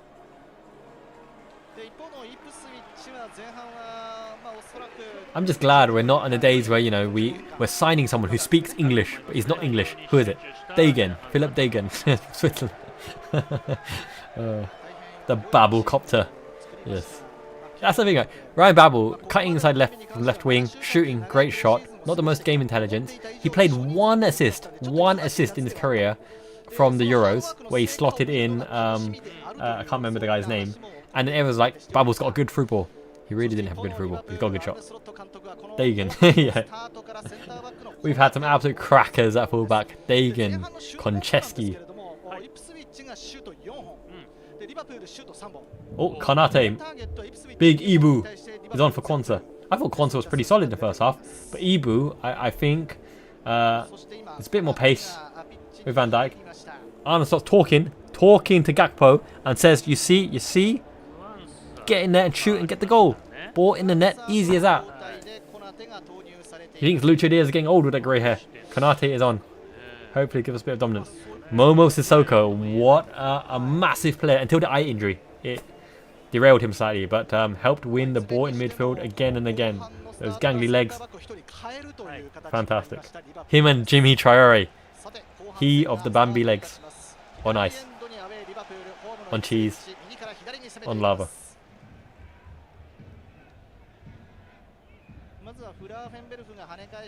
Much appreciated, Exori. I do try. I'm a football fanatic. A scholar of football. I love my football. Early signs, it looks like Maka and Gravenberch are double pivot at the bottom. The sub side just in front. And yet, our press is still failing. Okay, on the ball. Get composure, shuffle it back. Interestingly enough, Ipswich aren't so gung-ho in their pressing. Different instructions. Sweaty time. Get some Pocari sweat. Lucho Diaz in and behind. I want to see him take a man on. Dribble. Lucho Diaz, when he tries to go around the outside, he's not productive. He has not got a left-footed delivery, which is why he always cuts inside, right? He's more productive. But when he goes around the left-hand side, I don't think I've ever seen Lucho Diaz skin a man on the left-hand side and do something productive with it. Once sitting on the bench thinking about the world or thinking what he's going to have for dinner. Much appreciated, King Ghidorah. Oh yeah, match clock. I knew I was missing something. Okay, on, and let's set the timers on. What is it? It is 46:26. Can I type? I can't type. Oh, spinach ball. Salah. Shoot. Oh my goodness, nearly rolled in. No, from an angle. 46. 42. Does that look about right? Looks about right to me. Good man. Endo is a gigantic celebrity. There's actually a celebrity called Harry Sugiyama, who's half British and half Japanese, I think. Always on talk shows, and he loves his Wataru Endo. Wataru Endo is well respected because he's Japan's international captain. Japan national team is so technical and really talented. Ibu with the Bambi feet there. That was quite funny. Yeah, but Endo is hugely respected. In fact, a lot of the football professionals are highly respected, especially the ones that can break into Europe. Because there's still a stigma, right, that for a Japanese player to be successful abroad is something very special. Yuto Nagatomo, Inter Milan, huge celebrity. Endo, celebrity. Keisuke Honda, AC Milan, celebrity. Hidetoshi Nakata at Roma, celebrity. Even Maya Yoshida, Southampton, celebrity. Fuka Nagano, very popular as well, but she's very shy, very, very shy. In the member section, I did the hot or not translation. She's a sweetheart. Oh, good footwork. Oh, blaze over the bar. Lucho Diaz, where's your shooting boot? That was clinical clutch. Lucho Diaz, footwork, drinking in and out, over the bar, balloon. Classic Lucho Diaz. Most popular sport in Japan? Probably baseball. They love their baseball. Major League, was it Otani? Is that guy's name Otani, right? American superstar, highest paid baseball player in the world right now. Can pitch, can bat.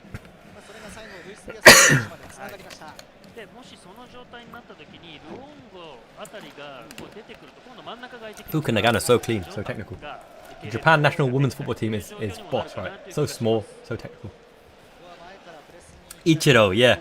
Him of the giant ass. Ichiro is a great baseball player. That's a thing in Japan. If you've got a delicious derriere, you're probably destined for a good baseball career.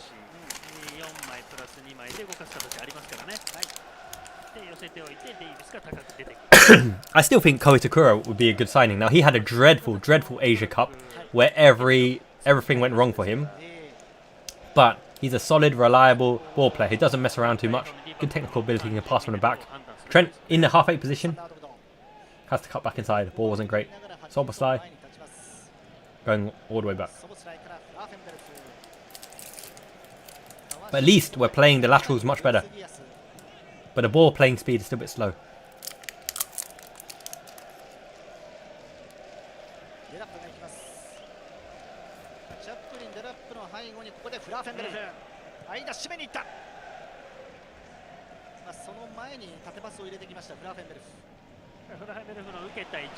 It's a good idea. International football is a completely different game because they don't have as much time to train. So you stick to the basics of tactics and play to the players' strengths. It's very interesting that a coach like Carlo Ancelotti gets the players in a position and then says, you do your thing, you do your magic. I'll get you to the right position and off you go and win a game. Where someone like Slot is more methodical, Guardiola is more methodical. They want you to do certain actions at certain moments in the game in certain positions. Lots of coaching styles.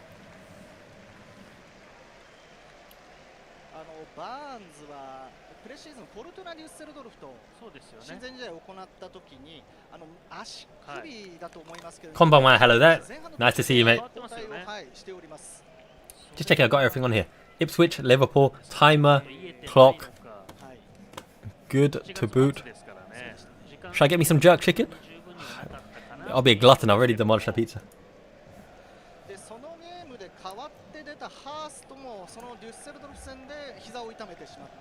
Kaoru Mitoma, it's so interesting. I'm going to do a translation of Kaoru Mitoma's dribbling thesis, but more importantly than that, there's a footballer, there's an analyst in Japan who shows that Kaoru Mitoma always controls and dribbles the ball with the outside of his foot, which gives him an extra edge for acceleration. Because you're bopping on the outside of the foot, it means that your left foot is in a position to propel yourself forward, which is why he can dart in a straight line amazingly. That's why he penetrates defence just in a straight line run. There's no other winger in world football. Pedro Neto does it sometimes, that does that exact technique that Kaoru Mitoma does, and it's because he completed a university thesis on the efficiency of dribbling. What a geek. But it works.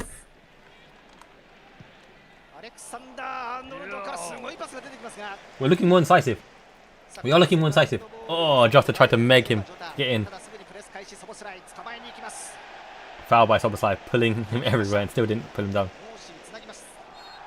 We're fouling them now. In terms of actual fouls, it's not these soft fouls on the referee. We're literally kicking the crap out of them.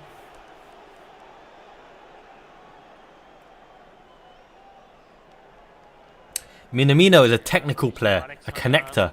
He's like your Del Piero role, roaming in and around the front man, connecting the play. Great touch, great shot. Not the fastest, not the best at dribbling. Technical shooter. You have to build the team around Minamino to get the most out of him because he's got to connect with the players. It's not just a long ball, acceleration, counter-attacking press, which is why he found it hard to get in the Liverpool team because it's about explosiveness from the Mane, from the Salah. Minamino, had to play the Firmino role, but Firmino is just so much better than Minamino in the Firmino role because physicality, heading ability.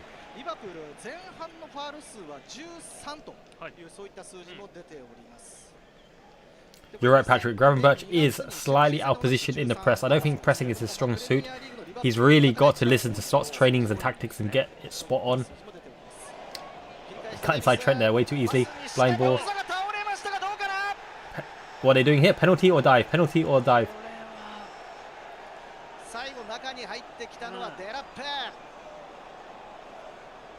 Free kick to Trent. Better.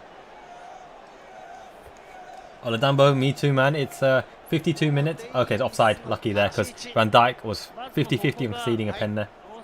I think he was tracking the man, shoulder to shoulder, but the arm did come up. So a little bit sketchy, a little bit worried, the blind ball. The arm did come out, so it could have been given there. I love Minamino as well. Cup hero, unsung hero, worked his arse off, started against Crystal Palace, got the opening goal, subbed at half-time. Don't know why. Checking penalty, possible offside.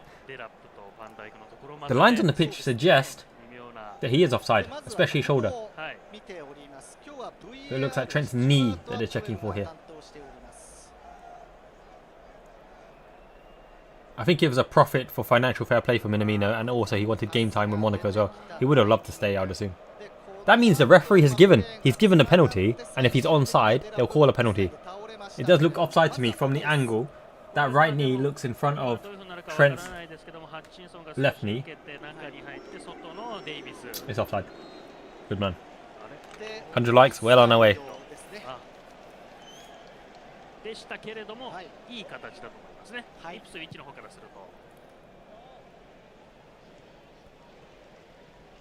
But at least we're looking sharper, more incisive in our play.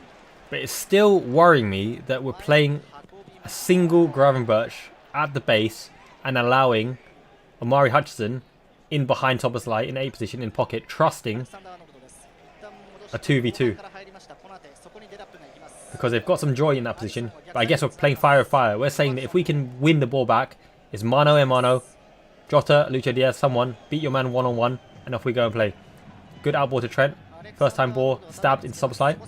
Good layoff, good turn and layoff by Soboslai. Trent in. Here we go, here we go. This is the kind of play we need. Jota, head up.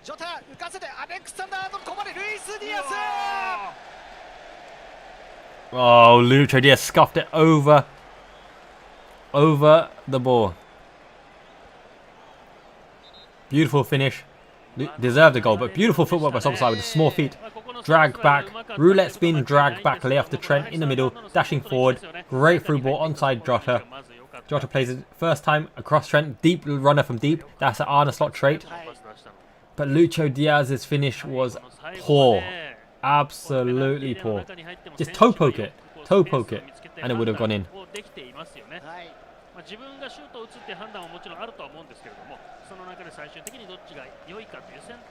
But we're making chances.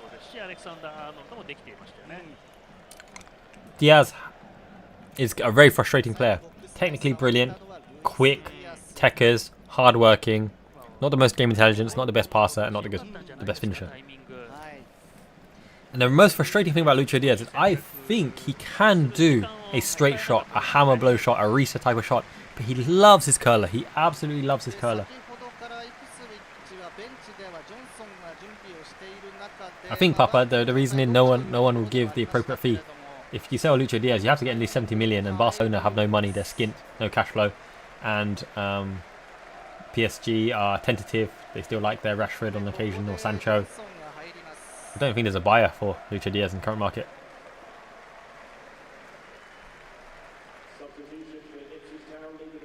Burns is off. Would have got a red card anyway, right? Ipswich shirt is pretty nice, to be honest.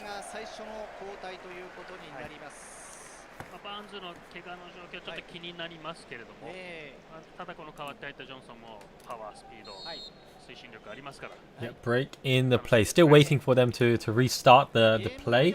It's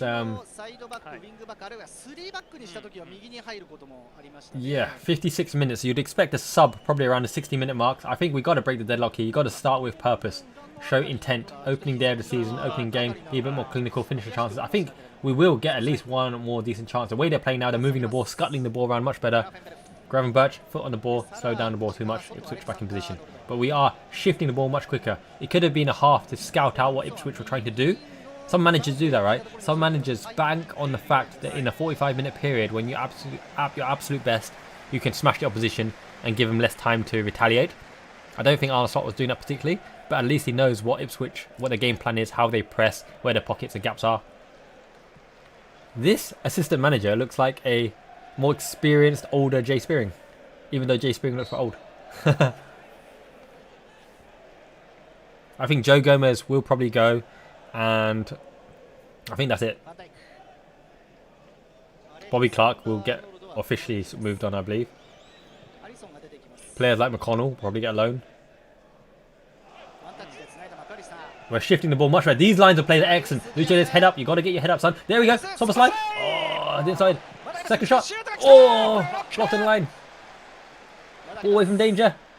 McAllister, tricky footwork. Out to Trent. Very good. This is it. Liverpool turning on the style. This is the slot ball I expected. Go, go. Oh, no. It was an inch.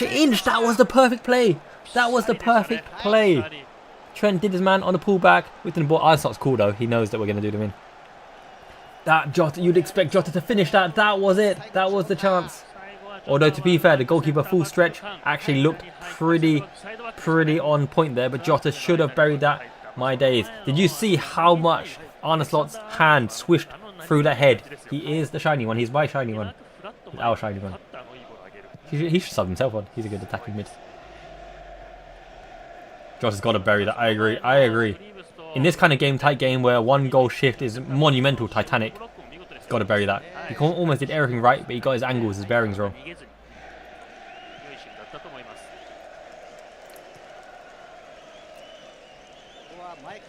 Rodrigo would never move from Real Madrid. He'll just say no to any deal, even if to try and push him. Andy Gordon would love to come. Transfer fee would be massive though at this stage of the season. Somerville's already signed, isn't it? Somerville's already been signed. Is it West Ham? And Inaki Williams. You mean Nico Williams? Oh, go on! Diogo Jota the slaughter. Mo Salah whipped in. Crocodile Dundee. Outside the foot, Mo Salah. Fantasy football captain, that's what I'm talking about. Bada bing, bada boom. Egyptian king running down the wing. Outside left foot. The bench is not going wild. The bench is just sitting there with hands clasped because they want to come on. Yep, fans are going ballistic. Small little stand. Ipswich cut open. This is the Arne Slot board. This is the slot machine in full function. Arne Slot is just nodding his head and saying, see, I told you, we're going to bore everyone 45 minutes, full sense of security. We're going to play our game. Is he onside? I hope he's onside. Outside. No, right foot. Salah, right foot into Jota. Left foot, finish with a plum. I hope McAllister's onside, by the way. But that's what we're talking about. Salah into Jota. Salah into Jota, the slaughter. Left foot, finish, cultured finish. Open foot up, side net. Beautiful. Sidwala, I hope it's a goal, baby. Get in. Beautiful. Everyone is beautiful. You guys are beautiful. I'm beautiful. We all do the skincare, right? No, I don't. I only use tap water. Broken the deadlock. It's a goal. 60-minute mark. Now, clamp. Let's do that crocodile again. Whoever fancy football captain Jota. One of you told me you fancy football captain Jota. Salah's in again. He's in again. He's in again. No. Bad ball by Jota. Oh, damn it. That would have been a repeat. Yes. Oh my goodness. The wifey. The wifey's here. Maita. Hey, babe. Love you. Come on, son. Get in.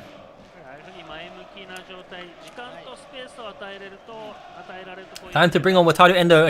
Thank you. I knew I was missing something here. I need to let one of you guys do the scoreboard. Because this scoreboard is actually like, I copy in the URL and then I just kind of stream the scoreboard. But in actual fact, I could let one of you guys do it, innit? That would be quite fun. I should put like some little animations reel or some other stuff on the side as well. I'm still learning how to use streaming app, but my goodness, it's fun. We're looking good, right? Balls over the top, in and behind again, on the rampage. Robbo, get your head up, son. We've got so many runners. Oh, that was a handball, surely. That was a handball. It's coming back to Jota. No, it's too close in. Is the scoreboard not updated?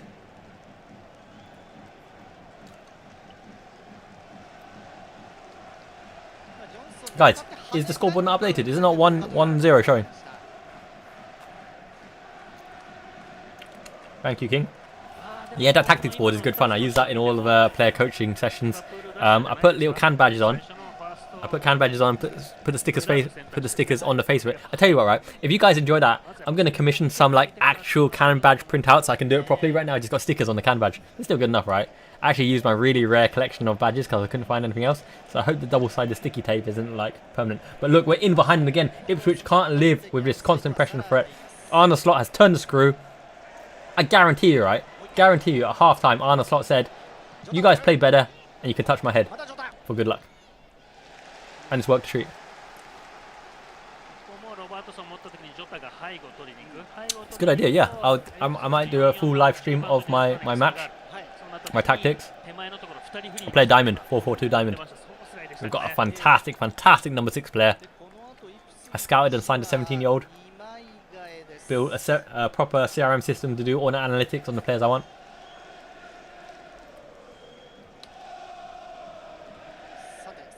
Probably did open a can of pass, Stone Cold Steve Austin style, stomping a mud hole. Short ball, short corner, but look, we've built up the pace. We've really built up the ball playing speed. Trying to miscontrol it, but that's quite funny. Oh, that guy can't control his feet either from Ipswich. Over there on the break. Top of slide, speed, lateral, running, vertical running. McAllister, look over your shoulder, son. Look over your shoulder, son. No, he slipped. Never in a million years. Completely agree, Papa. Sometimes it's the right thing to do. Containment, and find out what the opposition are doing. If you're confident that you can battle them within a 45-minute period, you look and you scout out what they try to do, their way of pressing, where the space is, and then you absolutely blitz them in the second half.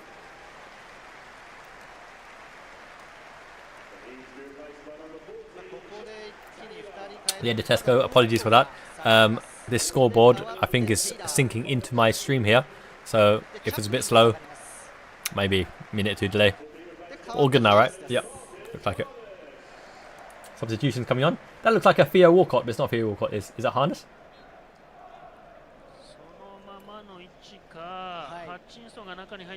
That's a bit of masochism, isn't it, King Ghidorah?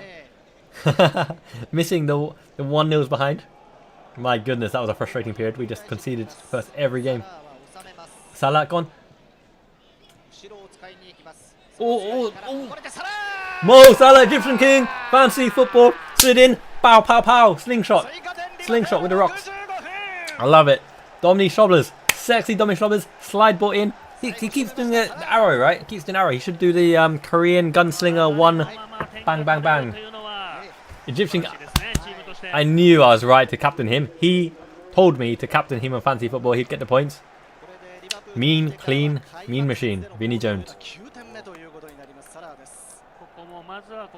Beautiful timing on the run. Great touch.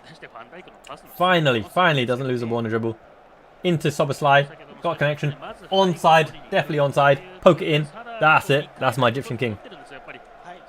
Ed Sheeran, whip out the guitar. Sing a lullaby. Sing You'll Never Walk Alone. Up the Reds. That's what I'm talking about. Tidy. Yes, Sadie. Great to see you, my man. Get in. Come on, son. 2-0.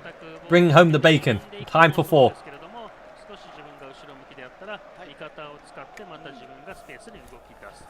For everyone who missed it, all the members are currently watching this channel. I can see Tim.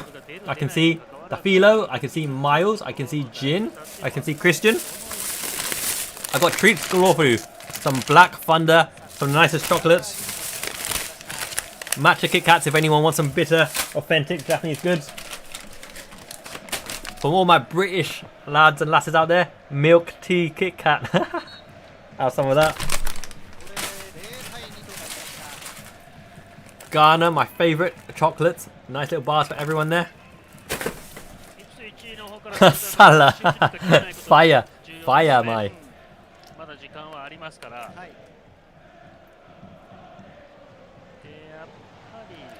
The Miyazaki Mama Mai. Great to see you.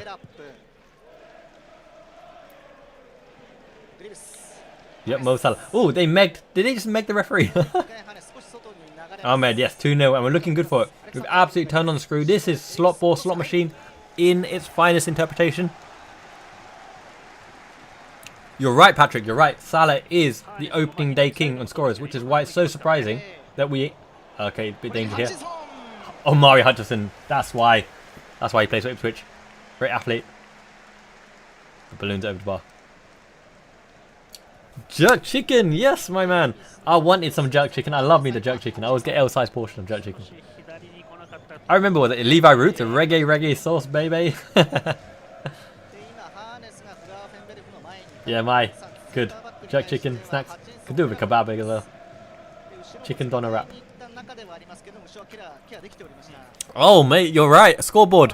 Where are my manners? 2 for the Reds. Matcha Tea, welcome aboard. Thank you for becoming a member. Fantastic. You choose. You get first dibs. Let me know the Ghana chocolates, Melty Kiss chocolates. These are the finest biscuits in the land. Oh, we're in again. Lucho Diaz on the angle. Oh, behind Salah. Every member and everyone who signs up, you get a free goodie courtesy of Miyazaki Man site. I love you guys. Thank you for the support. It means the world to me. We are really unleashing this group. They can't live with us. They can't live with this tempo. Every members get the goodies. Thank you for your support and love. It's all good. Ping me your address in the Discord. I'll sort it out next week or so. That's right, the difference of fitness, of caliber, of high tempo, of propensity to play at this intensity, Ipswich can't live with it. The first half was containment. The first half was save your energy. Second half is blitz. This is genius because he knows how Ipswich play. Ipswich go full gung-ho, man pressing, man to man, 100 miles an hour, get the home crowd up. And now Liverpool. 5 Japan memberships, amazing. Wow, Paris, Anton, everyone subscribing, amazing. I don't actually know how gifted memberships work, but I assume it's an amazing fee. T. Wee Lim, thank you for becoming a member. Brilliant. Generosity at its finest. That's why we're the best community on the web, right? Growing the channel. Yeah, join the Discord. Ping your address to me. I'll send it your way. I'll put a picture of all the different goodies. You choose whichever one you want. I'll make sure you all get the one you choose. Amazing, excellent. So, subscribe members, is that for a month or something? For Fran Logie, well done, congratulations. Thank you for becoming a member as well. I don't know if it's part of the gifted fan member things, but this is great fun. I'm really enjoying myself. You know what? I'm going to do like a live FAQ session or something. You can ping in the questions, I'll answer them live. And I've got a different piece of software called Riverside as well, where people can actually chat in. So I can unmute people, we can ask questions, we can do some interactions, maybe like 5-minute hotspot rounds or something. That might be fun, bit of interaction, isn't it? Cool, good to know. Thank you, man. I'm such a newbie on YouTube. Whoa, ball slid in behind. Mo Salah Egyptian kick. Oh no, it was a Mo roller. Those kind of daisy cutter Mo roller passes to the goalkeeper. He should have smashed it, put his laces through it. Nunes style. This is like the Casino Royale, and I'm the Asian Bond.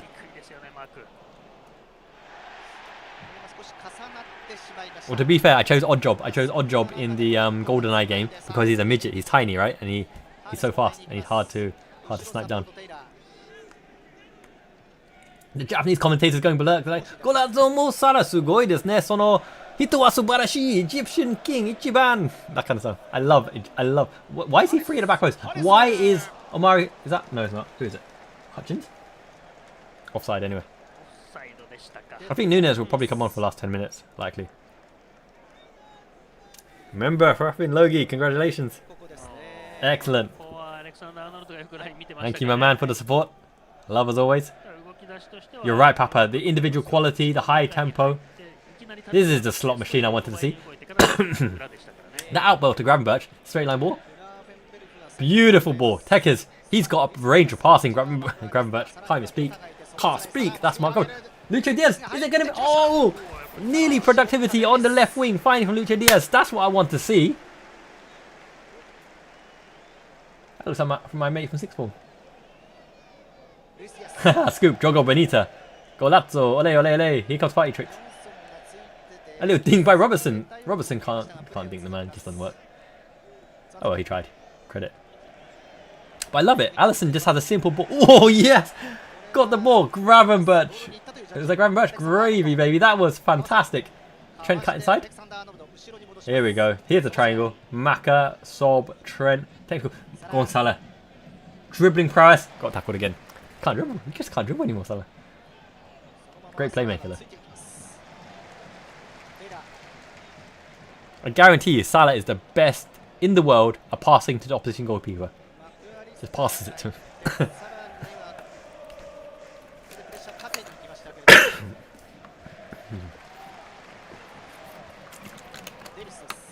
Asian Johnny English, I love it. I don't know. Is there any news on that Kwanzaa substitution? He didn't look in discomfort on the bench, he just looked like pondering, thinking about the world philosophically. He's like an artist. It's like, I painted the pitch in the first half. My image. Got my foot on the ball. The release to the right was good. With a final stroke. Damn it, I'm substituted. The subs are coming on for Ipswich. Showing the prayers. Looks like the Konate sub has worked wonders. No announcers, no injury to Kwanzaa. That's music to my ears.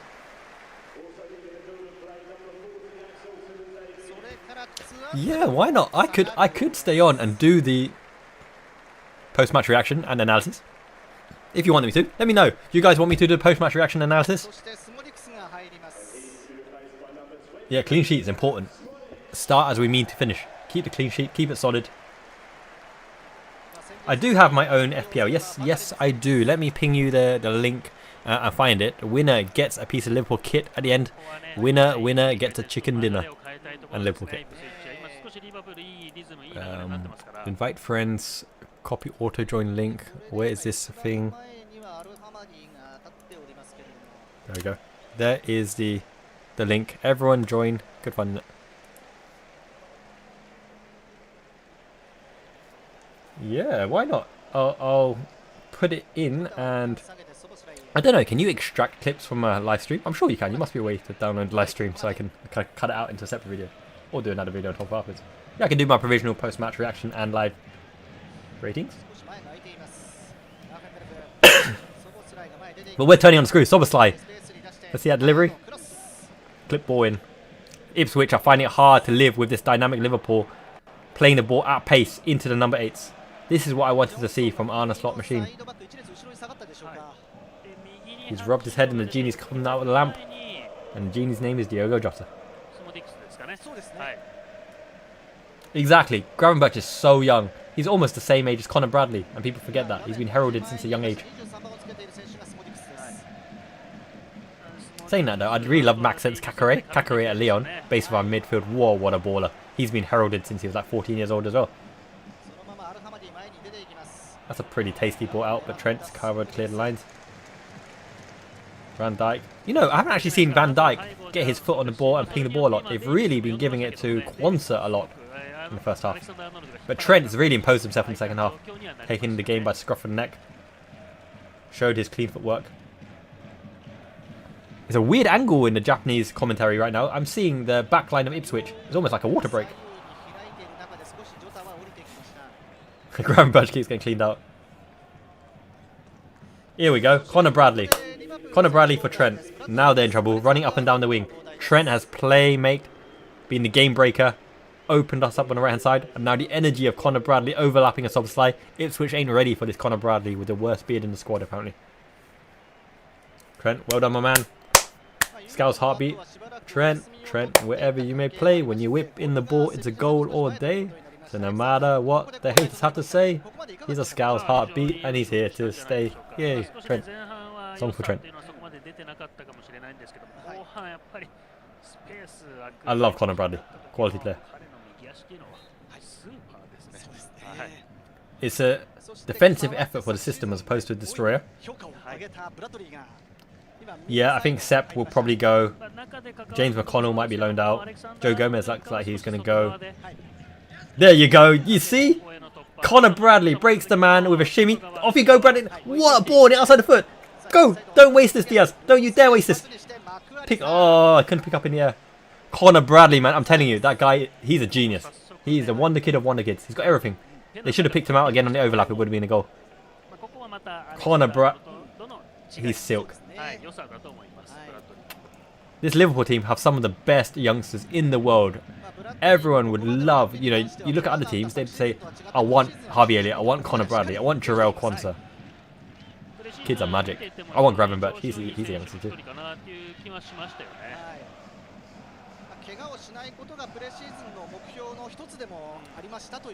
A fit Connor Bradley coming on and running at you with his techers, with his skills, with his delivery. That's a nightmare. Whoa, that was a nice floated ball. Look at Bradley's energy. Couldn't make it. Do you see Jota? Jota like a little bit. He's like just a little bit. Would have got a double. Curly hair. He needs the Mo throw, the Mo afro, and he would have got that in.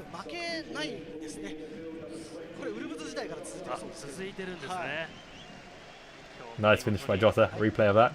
Yep. Oh, is that Anthony Gordon in the crowd? No, he's a little bit skinnier than Anthony Gordon. Yeah. I'd like to see Harvey Elliott, but he might come in for next game. We've got a pretty Cody Gakpo, Gackers, the Gak attack. He's on Arna slot. He's giving it a bit of that. He's like, keep it low, get the other goal. Diogo Jota.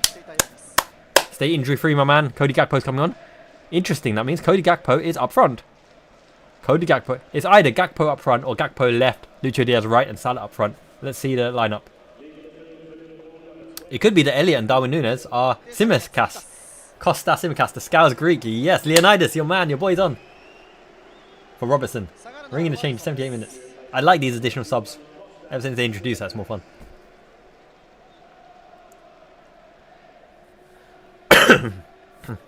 They might be saving the Núñez-Elliott combination for the next game, you know. Start them from the off, keep them fresh. But they've now got to deal with the delivery of Costa Simicast from deep. The energy, the intensity, and the dribbling ability of Connor Bradley. The cutting inability and shooting ability and delivery from out wide on the left of a Cody Gakpo.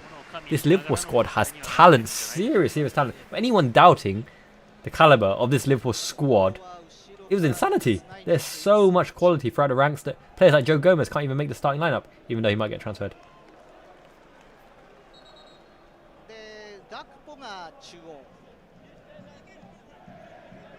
Yeah, I mentioned 2-0. I thought it would be a 2-0 game. I also thought we'd probably score pretty late because the running pattern in the Premier League game seems to be... Oh, taken down. Alisson Becker. Well done. Seems to be a penchant for late goals. Towards the 70th to 90th minute, goals seem to be flooding in.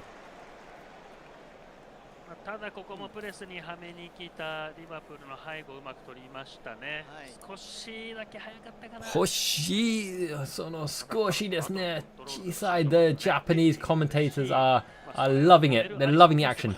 One of them is a proper hype man, getting so excited of every tackle, every kick, and other ones bringing in his tactical knowledge from the golden ages of McManaman. McManaman, Fowler, Redknapp, the Spice Boys. Where they hardly won anything, except for when Owen done Arsenal win in 5 minutes of quality. I really think it's competitive, and the reason why I think this Liverpool squad will be thereabouts in the final fixtures to win the league is because I really have faith in Arne Slot in the biggest of matches. I think he's a proactive manager that will be not afraid to have the balls to make the decisions in game for right or for wrong against Arsenal, against the Man City, against the Man United. Turn it. I don't think he'll wait until 60-65 minutes. I think he'll gamble and go with his instinct and make the proactive decisions to try to win the biggest games. If he turns over City, if he turns over Arsenal, I think we do it. I have more confidence in Arne Slot to win the bigger games than I do for him to win consistently, if that makes sense. Which is slightly odd because Jurgen Klopp was a machine in rinsing out the wins against the lower teams. But in the biggest of matches, sometimes Slot is a little bit stubborn in his tactics. His tactics are brilliant, by the way. We've absolutely chockered some of the bigger teams. But I think Slot will be prepared to go for the throat against the bigger teams. So if we do turn over Man City and Arsenal in the big fixtures, it's the big head-to-heads that I think will determine it. If we win those head-to-heads, sure, we have a great chance for the league. If we don't, we might fall off quite quickly. It would be an all-time achievement. Yep. But there have been many all-time achievements. Greece winning the Euros. Leicester winning in the Premier League. Things happen. All you can do is give yourself the best possible shot, the best possible preparation, and then rely that your choices were right and the players do the right thing and can follow your instructions. Exactly. One of the biggest factors of Arne Slot is the injury record. He's got a great injury record of players, and if we keep them fit, then we're on for a good season. Not the Zone actually. This is a service called Unext. The Zone lost the streaming rights, so it used to be Spo TV last year, but Spo TV's package has gone to Unext this season. So I've subscribed to Unext for this season, and I think it's like 2,000 yen a month, which is like £14. But Unext is not just for football; it's like for lots of entertainment as well. But can you see the way we're shifting the ball around, right? It goes to the centre and then a pivot point straight to the right-hand side. And now they're playing one touch, working their way around. Conor Bradley's back on the ball. He's take the man on. It's going to go outside again because we haven't got the option. Szoboszlai and Bradley and Salah are doing a lot of Arne Slot ball right now. And it's beautiful to see. It's one touch, it's triangles, it's patterns of play, it's passing. It's not so suitable for Lucho Diaz, but it's okay.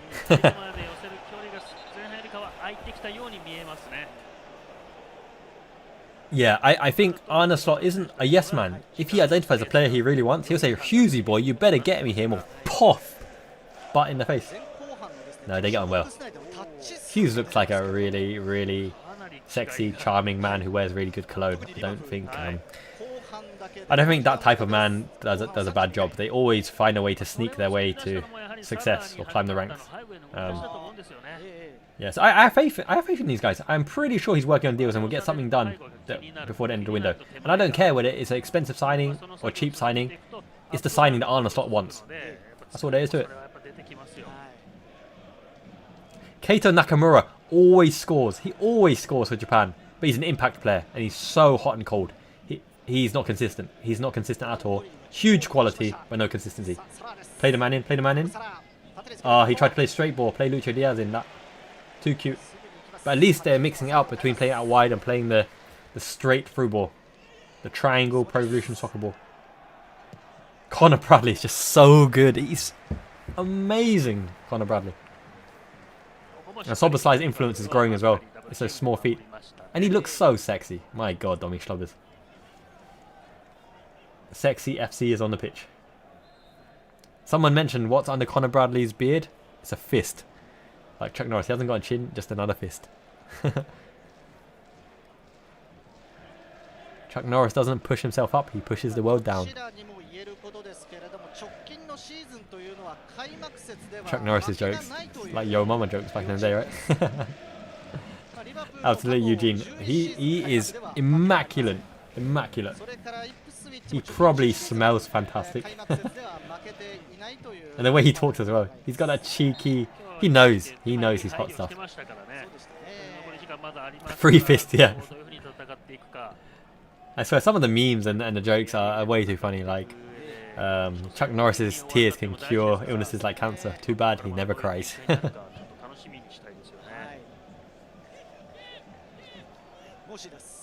We are bullying them. Ipswich can't get the ball. They can't get the ball and can't break forward. You see, Arne Slot has changed the system from half-time and is playing dividends.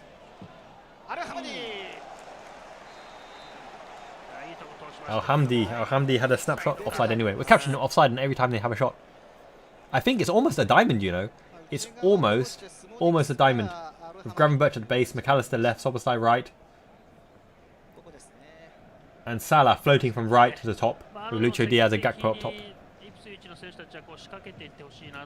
Yeah, that's the thing that I'm looking most forward to for Arne Slot's football compared to Jurgen Klopp.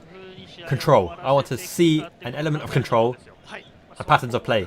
Klopp is so good at winning the ball, so good at the Gengen press, so good at in-your-face rough and tumble style, but sometimes we lack control of that style.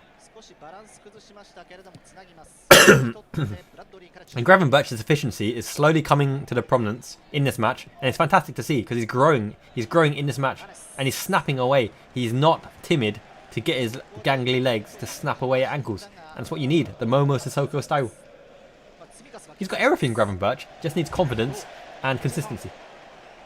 Okay, Van Dijk should clean that up with power, poise, pace. Yeah. To be fair, Zubimendi's been doing it for a long time, so you'd expect that he'd probably start over Gravenberch, but Gravenberch can grow into a better player Maybe not the same type of player. Zubimendi's a controller, tempo maestro. I think Gravenberch is more technical in terms of offensive play. He can get himself up there, Gravenberch. Gravenberch is definitely a better dribbler. And actually, I think Gravenberch is a better long passer than Zubimendi, but Zubimendi's short passing game is like on point because he's Spanish.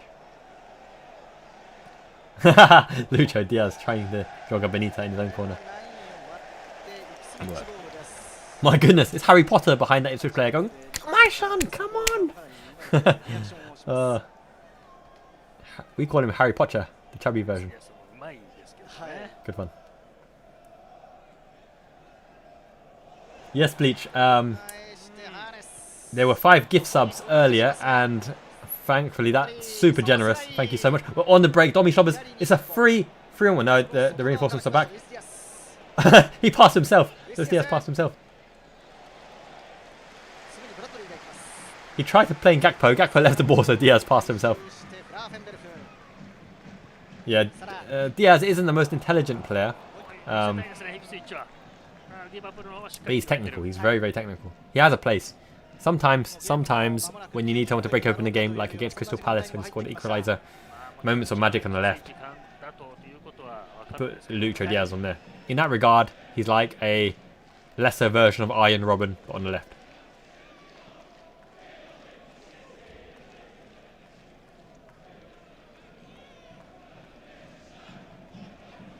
I do think Gakpo, Nunes and Elliott are almost bankers to start in the next match. But the good thing is, Gravenberch, Soboslai have come alive in this half. And McAllister is gently playing tidy and pulling the strings as well. If only Lucho Diaz could like really be clinical and finish, we would be 4 up. But I did say 2-0 in the game predictions.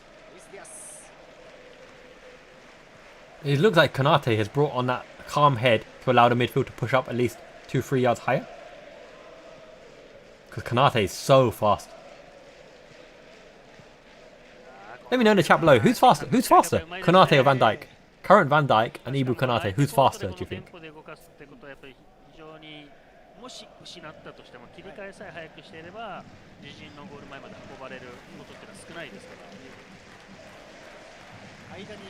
Yep, no, they absolutely played our way into trouble there. Allison is on the cover. It's really promising opening day performance for Arne Slot. A win's a win. And to win in such style in the second half.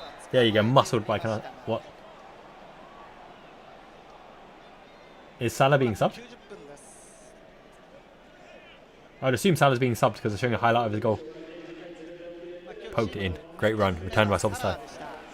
Konate's faster, yeah. I would say so. I think Konate is likely our fastest defender, right?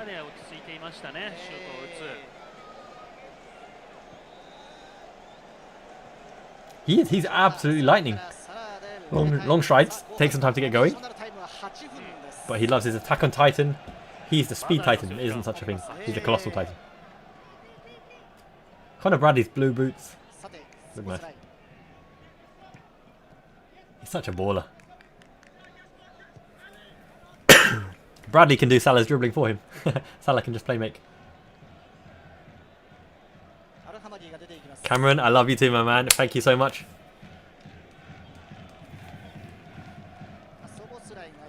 Didn't Gakpo say something like Gakpo believes he's the fastest? And he said, actually no, I'm top 5. I'm still pretty fast.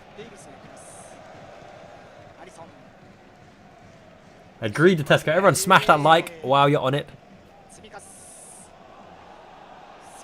We're in behind as well. Gakpo, left foot. Oh. Luis Diaz, Greaves, great defending. Greaves, I like that little Alice band. It's got a Nike tick swoosh on it. I need one of the Alice bands. I wear those big kind of fluffy pink maneuvers. Tried the outside of the foot prod. Absolutely speed tightening, dashing away, yeah. Running away with Aaron Yeager. Attack on Titan. I love that anime. Soboslai looks like he's fresh as a daisy. He's hardly broken a sweat. And he's smiling. Look at those teeth.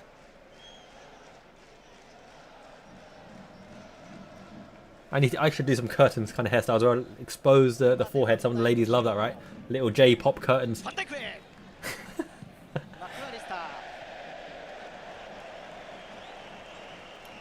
Yeah, we're 8 minutes of added time. Really? It must be for the fouls, right? Cumulative fouls. Attack on Titan fans unite, yes. Love me some merch as well. Gave the niece two figurines. I love my figurines. Good to see you, Mama. The Mac attack. You know what's something really interesting, right? Even though we've got McDonald's and Pizza Hut and all that good stuff, KFC here, it's different. The product feels really different. It's almost as if they use like clean oil. Is that even a thing? But it feels fresh. It feels tasty. Maybe it's local chicken or something. I don't know. But it's different. The tender crisp of the KFC here. And you get some weird combinations like a teriyaki sauce burger, which the rest of the family like to get. I still stick with the classics. 15 nuggets, a Big Mac, barbecue sauce. I like sweet and sour sauce in the UK, but they don't do that here. Oh, 1-2. Scouse Greek, Simcast. Let's see that delivery. Back to Gackers. Gackers. Left foot. Gackers again. Salah. Mo. Oh, finish someone. Oh, pinball. Pinball wizard. On a guitar. It's a song, right? Pinball wizard. Need a little bit of luck. Deflections. We need the Lampard deflections. Lucho's running past everyone. Oh, little slide ball in. Oh, and Bradley right in front of the keeper, saved by the legs. It's a Kirkland regen. Chris Kirkland.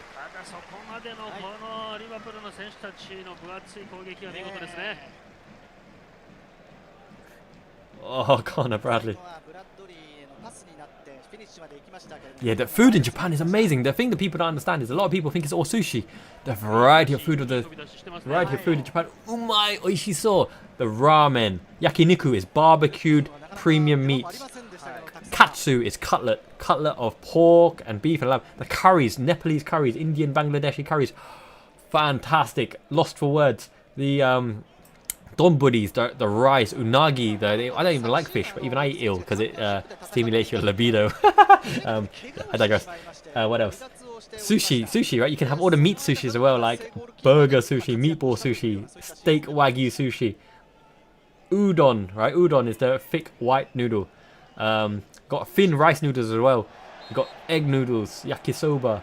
They love their sweet potato. That's something as well. Not so many potato variants. There's not your Prince Charles, Queen Edward, King Edward, whatever. Loads of potatoes in the UK, right? Your spuds. But Japan food is just a different level. I need to do some kind of live streams, just chowing down on dinner and talking about Liverpool. Yes, gyudon, beef, yakiniku, delicious. Premium barbecue meats, marinated or not marinated, it's all good. Even the pork, crudo butter, black pork, right? It's fantastic. Kagoshima near the volcano. Somen is good in the summer. I love my rice noodle somen.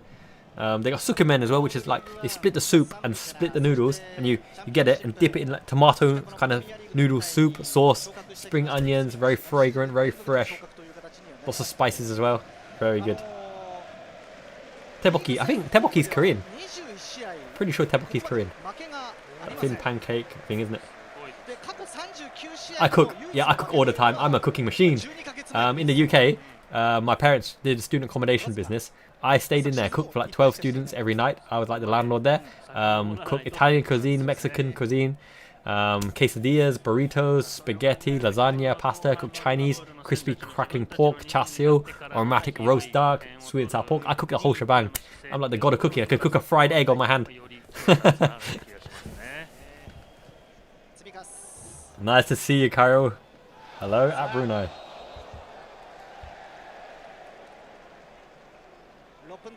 Exactly, yes. It's a good start. Arnold Slot starts with a win, an important 3 wins. Start as you mean to end.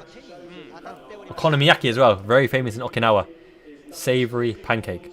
I'm not the biggest okonomiyaki fan. It's like a kind of savoury pancake thing. It's not bad on occasion.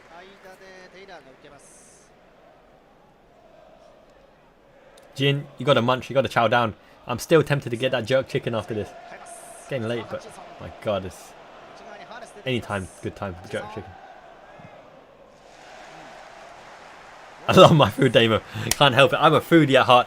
Should have done a food channel. Arne Slott's first game, a game of 2 halves. First, it was containment. Find out what Ipswich are doing. Not inspiring at all. No shots on goal. 6s and 7s, all at sea. Couldn't break their press. Couldn't get out of their man marking. Only Jota stood out in the first half. Second half, pure slot ball, connecting the players, connecting the patterns of plays. Ipswich couldn't live with it. I don't think many teams in world football could live with this style of play we showed in the second half. And when you bring on the quality of a Conor Bradley and even a Simicas, a Konate, well done, keep that clean sheet. 1 minute to go. Yeah, I agree with that. Luton. Mo tried the back pass to Lucho Diaz. I swear, Salah and Diaz up front might be a frustrating duo. They're not the most clinical pairing either. It's not like you got a Fowler or a Haaland or Torres or Suarez up there. Salah and Lucho Diaz with the balloons over the bar, the Piri rollers to the goalkeeper, an occasional poke or curling screamer. Diogo Jota is a good finisher though. Saying that, we're not really a clinical team. We are a volumes team, especially with Darwin Núñez in the team. We get the goals by volumes because of the quality patterns of play. The shiny one starts with a win. Hands for everyone. Fantastic. He's shiny, he's immaculate. Barely broken a sweat. He's got a bruise on his elbow. Trent, Pat on the back. Robertson as well. Darwin Núñez chewing that gum. Darwin Núñez looks like he got a black eye or something. 2 goals, Jota and Salah. The way it should be. Yeah, Luton gave as good as they got. They really turned up on some occasions. Hot chili sauce from Marmaris. Oh, I love me some chili sauce. I love my spice. It is a good start. Very good start for Slot. You'll never walk alone, Tom. You too, my man. Yes, straight into it. So what did we think about that game? That game gave us a lot of indication as to what premium slot ball, optimum slot ball could look like. Troy Nyoni at the back. Troy Nyoni is actually really tall. He's as tall as Konate, is it? He's really, really tall. Needs to flesh out a bit, build out a bit. When a slot connects the patterns of play together, we can't be stopped going forward. No matter what block, low block they try to put together, he'll cut through them. But in the first half, it looked as though we were not playing the ball quick enough to the players. When you struggle to get the ball out of your feet, and when you don't move the ball on laterally, the Ipswich players were getting in the lines of the passing, and the passing was breaking down. Slot likes to move the ball laterally, sideways, right? Sideways to the next player in the line, and on the third line in the first half, it was constantly blocked again and again, and Ipswich counted on us. Ipswich played 2 players in behind our 8s. I still don't understand why it was a classic 4-3-3. Graham Birch with the 2 8s pushed so high up that the Ipswich player sitting in behind him got so much joy in those pockets. It looked as though Slot really trusted Trent and the centre-back and Graham Birch, between them 3, to turn over the ball and keep us safe. Players are clapping theirs. Thank you so much for watching, T. Really appreciate you coming. You too, Ahmed. Thank you, Frank, as well. Cole, great start. Leonidas, absolutely. Trey and Yoni. 180. I'm surprised by that. 180. Thank you, Jin. Much love as well. Second half, Soboslai got his foot on the ball and started to beat the press. As Jota was doing in the first half, Soboslai was beating the press. McAllister was finding pockets of space where he wasn't pressed. Ipswich were running out of legs to really intensely press us in our own half. Interestingly enough, Ipswich pressed us high in our own half, and in their half, they stood off us and zonally marked as well. In the second half, they didn't have the legs to press us high, and we dominated. And as soon as we shifted the ball quickly, Ipswich could not get into the right shape to block our passages of play. The timer is still going on. I realise that. Maybe I should stop the timer because the minutes seem a bit ludicrous. 2-0 Ipswich against Liverpool. Jota, Salah on the score sheet. Captaining Jota and Salah and Lucho Diaz. They're not really tall, so we're not going to win much high balls in the air to build off from the second phase of play. But what's really, really good in the second half was Trent was finding the prominent players in position from penetrating balls from the half space, from the kind of defensive midfield to the right-hand side of defensive midfield. Trent was picking up the ball in that position and finding the way to McAllister, finding the way to Soboslai, getting out to Lucho Diaz, and that allowed us the basis to beat the press, because Ipswich have 3 or 4 players in that line before our number 10, and Trent was bypassing them, which is what you really need Trent on the pitch to do, and that allowed us the platform to build our attacks. In the final thirds, really nice interchange, and what I really, really found interesting was under Klopp's system, when you've got a centre forward marked by the 2 centre backs, and you've got a spare man out wide like Lucho Diaz or Salah, Klopp always played it out to the man out wide, right, and we play from there. On occasion, whether it was a Salah or Soboslai or McAllister, Even though the man was over, he tried the cute slide rule ball to our centre forward, one-on-one against a defender, to trust him to beat the man or get a shot away. That's super interesting that we go the direct route. I think Arne Slott's mixing it up in terms of the attacking approach play to make it unpredictable, because in the second half, Ipswich did not know whether to press to close down, to man-mark the player who's the threat, or man-mark the final man who's the extra runner on the overlap. That is a big, big part of Arne Slott's play, and I've seen it in pre-season again and again. The hidden danger is a man who played the pass 2 passes ago. You pass the ball, he walks, he trots slowly up, and when the ball is played to the third man, he dashes, off he goes. So it's not the person who's played the ball for 1-2, it's not even the person who's got the ball or the runner. It's the initial person who started the play has got himself in a position to make that darting run. And we have the players for that. Sobersley, McAllister, Gravenberch, Harvey Elliott, Fabio Carvalho would have been good at it as well. All of them coming from that deep position, bursting into the box. It's fantastic because it's not exactly a Momo Sissoko bursting in there. It's not Ibrahima Sangare bursting in there. It's not even like your Fernandinho bursting in there. It's a proper player who's good at shooting and has offensive capability, right? Watching some highlights now. Head up, Jota, dink ball to the centre. Trent, cute ball. That's another part of our play. This is how we got Salah's goal. In the penalty area, a Jurgen Klopp team shoots on sight. You shoot, you try to just smash the ball in the goal, get your shots away. In this particular match, it might not be a slot thing, it might be a player thing, it might be a composure thing. They're so happy to play a through ball, a 60 centimetre through ball in the penalty area to the man in front of you. I haven't seen that for Liverpool from a long time. The last time I saw that in a Liverpool team was Gerrard and Torres. Gerrard and Torres were very willing to play a 60 centimetre, 100 centimetre through ball to each other in the box because they had a natural chemistry, a natural connection. Much love, Ahmed. Thank you so much, everyone, for the kind comments. I really enjoyed the stream. I think from back to front, Alisson Becker, solid, dependable, distribution, good enough. I liked his straight balls to Gravenberch, beating that press. Didn't have too much to do, did his job on occasion. Solid 7. Trent Alexander-Arnold, a game of 2 halves, couldn't impose himself in the first half. Second half, he pulled the strings from the right half space. Big component of our attacking play. Solid enough, not spectacular. 7 as well. Quansah was the one that we relied on for the ball so much in the first half as well. I found it very interesting that Van Dijk was not the one to distribute the ball from the back. They gave it to Quansah again and again, which means they really must rate Quansah's reliability on the ball, his ball playing skills at the back, which is really interesting to see him substituted as well. I think he did struggle slightly to cover for Trent Alexander-Arnold. Between the two of them, we were cut through a few times because Gravenberch, Trent and Quansah isn't the most inspiring right-sided defensive side. We did get our shots away, we did have chances, but that through ball, the Lucho Diaz through ball to Conor Bradley as well. I love the short through ball. That is a part of Slott's play. It must be because they've hit it too often for it to be coincidence. Van Dijk, solid enough, but surprisingly, they actually got touches in our penalty area on the left-hand side a lot more often than in the right-hand side. So, solid game, 7. Let's see the stats. 1 goal, 1 assist from Mo Salah. Total shots, 4. Salah, 3 shots on target. 11 touches in the opposition box. 9.3 kilometers run. Decent showing for him. At least shots on target, although a few daisy rollers to the keeper.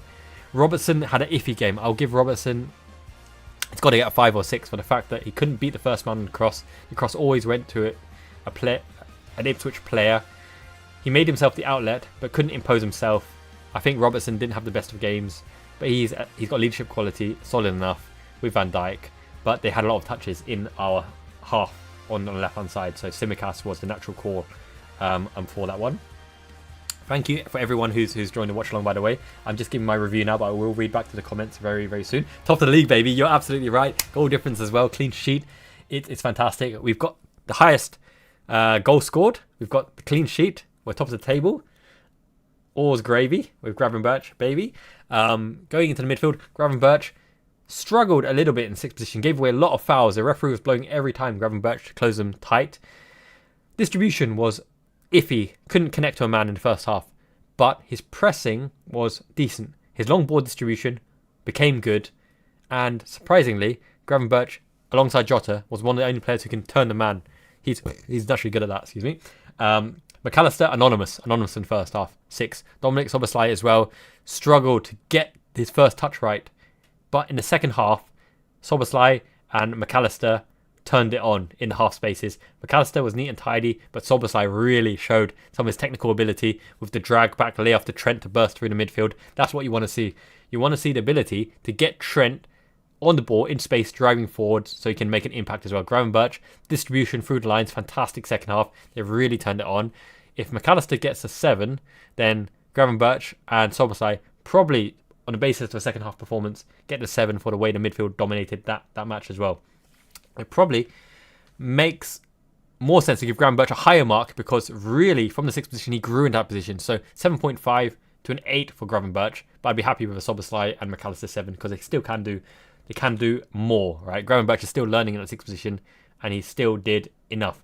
I think Endo, Gakpo, Nunes and Harvey Elliott have a great chance of starting for the next game because they weren't utilised in this game. Let's go further forward. Lucho Diaz.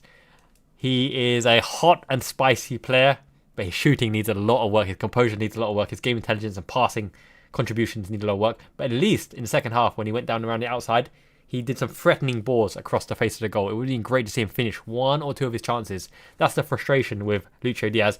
You'd love to see him finish 1 or 2 of his chances, get his shooting boots on, get a bit more confidence, and off you go. I would really, if I was training Lucho Diaz, I would ask him to aim a dipping shot at the lower quadrant of the net. An arc dipping shot towards the lower part of the net. Because too often he aims for the top corner and it's ballooned or it's wide. Even if he gets it on target with a dipping, looping shot into the right-hand corner, goalkeeper's left, it's a spillage for Salah or Harvey Elliott or someone coming in, right? Too many times the ball is out of phase. What I mean by that is when it's saved or when it's bundled or into a player or into their player, it's the next phase of the same play, which means that you have a chance to contest a 50-50 and build from there because you're already in the opposition box, right? And you would have trained the player to dive in on that amount. Lucho Diaz, for me, couldn't fault him on the dribbling contributions. He tried, but it's a 6. The output just wasn't there. Mo Salah, he must have attempted 8 or 9 dribbles and he got tackled nearly every time. So on the dribbling front, he would score very low. But on the playmaking front, and his biggest quality is off the ball running. And Mo Salah looks sharp, very, very sharp in off the ball running. And his first touch looked good. And his playmaking ability was good. And his run and contribution to the team and goal and willingness to get in there and play from the right hand side. Give Salah an 8 because the off the ball movement was fantastic. The dribbling not so much. Playmaking was good. He tried as well. Very, very good. Diogo Jota, he was cooking. Let the man cook. Injury free, feed him all of that horse placenta, whatever he needs. Diogo Jota, man of the match for me. He was different quality in his turns, in his goals. He should have buried that header. He really should have buried that header. But Diogo Jota's ability to escape his markers, left, going right, the little silkworm dribble, the jink, the passing, the connecting play, the crossing from wide, the getting into the wide channels, the being on the shoulder of the last man, the dropping deep. Diogo Jota has everything in this game. He's so intelligent. You know he's an intelligent player as well. He speaks well as well. And he's got the techers on FIFA, right? That's got to mean something. Esports and eFootball. That's another revenue stream for Liverpool, right? When he wins the tournaments. I think Diogo Jota, probably man of the match, probably give him like 8, 8.5. If he buried a header, could have been a 9. But, yeah, it looks like Diogo Jota's position to lose at the moment until Darwin Núñez comes on and scores a hat-trick first match. And then, yeah, that'll be nice. Darwinho Núñez. Big up to Darwin because he'll play a big part. Cody Gakpo is a big player. He looks the part. He looks imposing. A menacing left winger with techers and speed and confidence and directness. But it's so funny that Lucho Diaz played the ball to Cody Gakpo. Cody Gakpo left it when he could have got it. So Diaz more or less passed to himself. Diaz was surprised that Gakpo didn't take it. But I think Gakpo will come into play on the left-hand side and be more productive metrically than Luis Diaz in terms of goals and assists. Lucho Diaz is a hard worker, great dribbler, but Gakpo just looks more polished in the final product. He's a prominent scorer for the Holland-Netherlands team. They really rely on him to break the scoring, Gakpo. I think a game of 2 halves for sure. You could probably give a rating for both different halves. But, yeah, Gakpo did his chances no harm with his appearance. Touches were clean. He is an outlet. But Conor Bradley impresses me so much. You've almost got to find a way to play Conor Bradley. He's everything. He's got pace, power, work ethic, dribbling ability. The touch is good. The jink, he connects with players. His dashing runs. He's an absolute menace. Defensively and offensively. He's a transitional player of the highest quality as well. The only thing he misses is passing range. But why do you need passing range when you're such a good short ball player? He's like a Marcello on the right hand side. That's the biggest compliment you can play to Connor Bradley. He's a Marcello of the right hand side, and he's so young and he's brilliant. And he hasn't got a chin, he's got another fist, right? Like Chuck Norris. Who else came on? Kostas Tsimikas, Greek Scouts, great delivery. He's already, on his limited time on the pitch, I think he put in a better delivery than Andy Robertson did the whole match. I think Andy Robertson's really got to work on his delivery and making it count, and his touch. He's looked a little bit loose in his touch in the last few appearances, even towards the tail end of last season as well. Tsimikas has a part to play. He's a technical player. If you want your left back to invert into the base or join in the midfield to overload, then Tsimikas is better than Robertson because he can play the rondos. Robertson is historically the weakest rondo player in the Liverpool squad, but he makes up for it in quality, running energy, passion, energy, delivery, assists as well. Robertson gets high amount of assists with the first time balls in behind the lines, but I think Tsimikas has more technique than Robertson, so it's good for them to share their role. In the absence of Joe Gomez, who looks like he's going to leave as well, I really believe that Tsimikas will be a prominent part of this system and have a big role to play, and at times maybe take over as first choice for particular games where the opposition has a low block. We were wasteful somewhat, but not every player. Mo Salah, 4 shots, 3 on target. That's pretty good. Lucho Diaz, a little bit wasteful. Jota should have buried the first one. It's probably an easier chance than the second one. Quality ball from the right hand side from Trent. Gravenberch grew into the match. Love to see him using the body, shielding the ball as well. I think someone mentioned it in the chat. Yeah, you're completely right. Lucho's explosive dribbling is an asset when you need the X factor to break down a team, like when we were hitting blanks against Crystal Palace and Lucho Diaz broke the deadlock. Sometimes you need that mercurial player to win you the game. This is why you have a squad, right? It's not always the best 11 players on the pitch. It's not the most talented players on the pitch. It's the right players to suit the function for what you're trying to achieve. This is why I predicted Harvey Elliott to start, because I thought the key to this match would be to open the scoring, and Diogo Jota is the man to open the scoring, like he did in this game, right? There you go. But Harvey Elliott is the most keen player to facilitate him by playing close and sliding those cute balls in, because Szoboszlai is a better runner on to Jota, the late runner, the receiver of Jota to go himself. But, you know, either way, we won, so all good. Right now in Japan, Justin, it is 10:43 p.m. So perfect time for some jerk chicken if it's still open. Yeah, Connor is class. People who say, can we find a way to get Trent and Connor in the same team? I'm almost happy that it's worked out this way, because both are world-class right backs, and how can they live with Connor Bradley coming on at 16 minutes and bombing up and down and a different style of play? The left back and left midfielder's body isn't accustomed to adjusting in such time to pressing Trent, finding Trent. Where is Trent hiding? Dig out Trent in centre-back position. Dig out Trent in the quarterback position. Trent's on the right-hand side chasing Trent and marking him out of the game. And then Connor Bradley comes on and starts whizzing past you, running back, and you run towards your own goal. It's like a two-pronged sword. There's which is the lesser of two evils? Two sides of the same coin, and they're both going to do you in. So really enjoyed that combination there. McAllister did improve in the second half, but first half he was anonymous. He was really anonymous. Yeah, I really think there needs to be the balance in midfield. When you're playing a Gravenberch 6, sometimes Maka sits alongside him instead of in that advanced 8 position. If you play a Wataru Endo at the base, then I think it makes sense for Maka and Szoboszlai to push higher, right? Because then you have a prominent ball winner who will hold anchor position, whereas Gravenberch actually does go more offensively forward and press the lines as well. But what I was really surprised by Gravenberch is his range of passing. He hit like 3 long passes that were bang on the feet. The Ipswich player thought he could get them, but no, they were pinpoint perfect to Salah, and I think it's to Diaz twice. Subs and the squad will be so important for determining the outcome of this season. Like you saw yesterday with Manchester United, right? Joshua Zirkzee came on, Garnacho came on fresh, played a minute. A bit surprised that Diallo started, but according to their fans, pre-season, he was the informed player.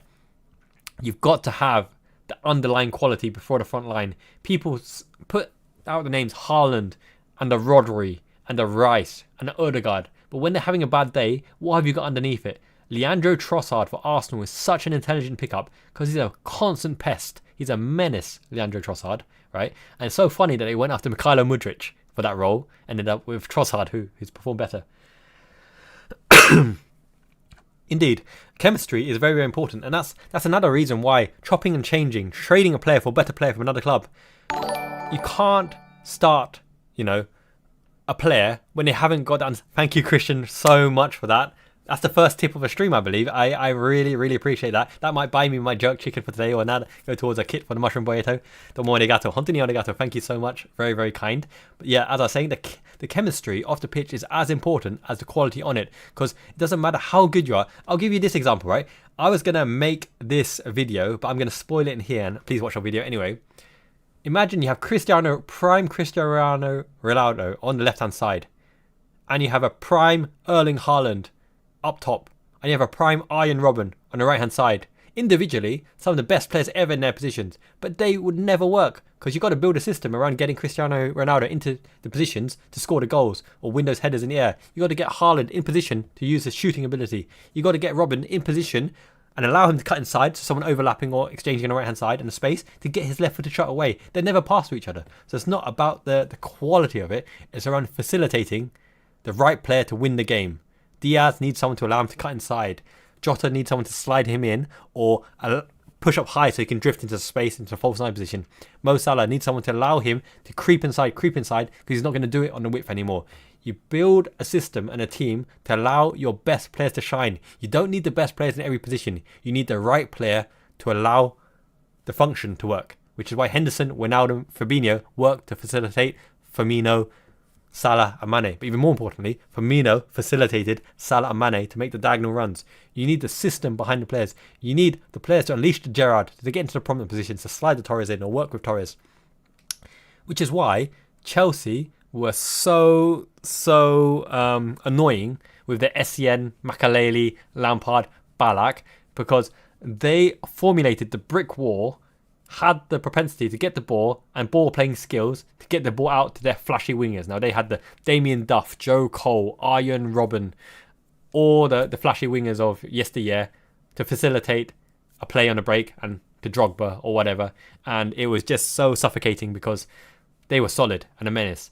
But individually, right? Individually, they may not be the best players in the world, but as a unit, as a team, you've got to build that functionality, which is why players like Wataru Endo, people are saying, sell Wataru Endo, he lacks this, he lacks that. He's a function to allow McAllister and Gravenberch and Szoboszlai the confidence to push forward in the higher positions to cause the damage, right? Because he is an emergency centre-back, an anchor man, someone who keeps it simple. You play Gravenberch there for his technical ability and his ranging ability to play the ball short, but it's the instructions that Arne Slot gives them this is important. So if you want your mercurial winger, get him into position and let him go. He might need 5 or 8 attempts at it, but if your system is designed to give Lucho Diaz the chance to get in there again and again, 1 or 2 might go in, and 2 goals is very hard to do in the Premier League, so 2 goals would be enough to win.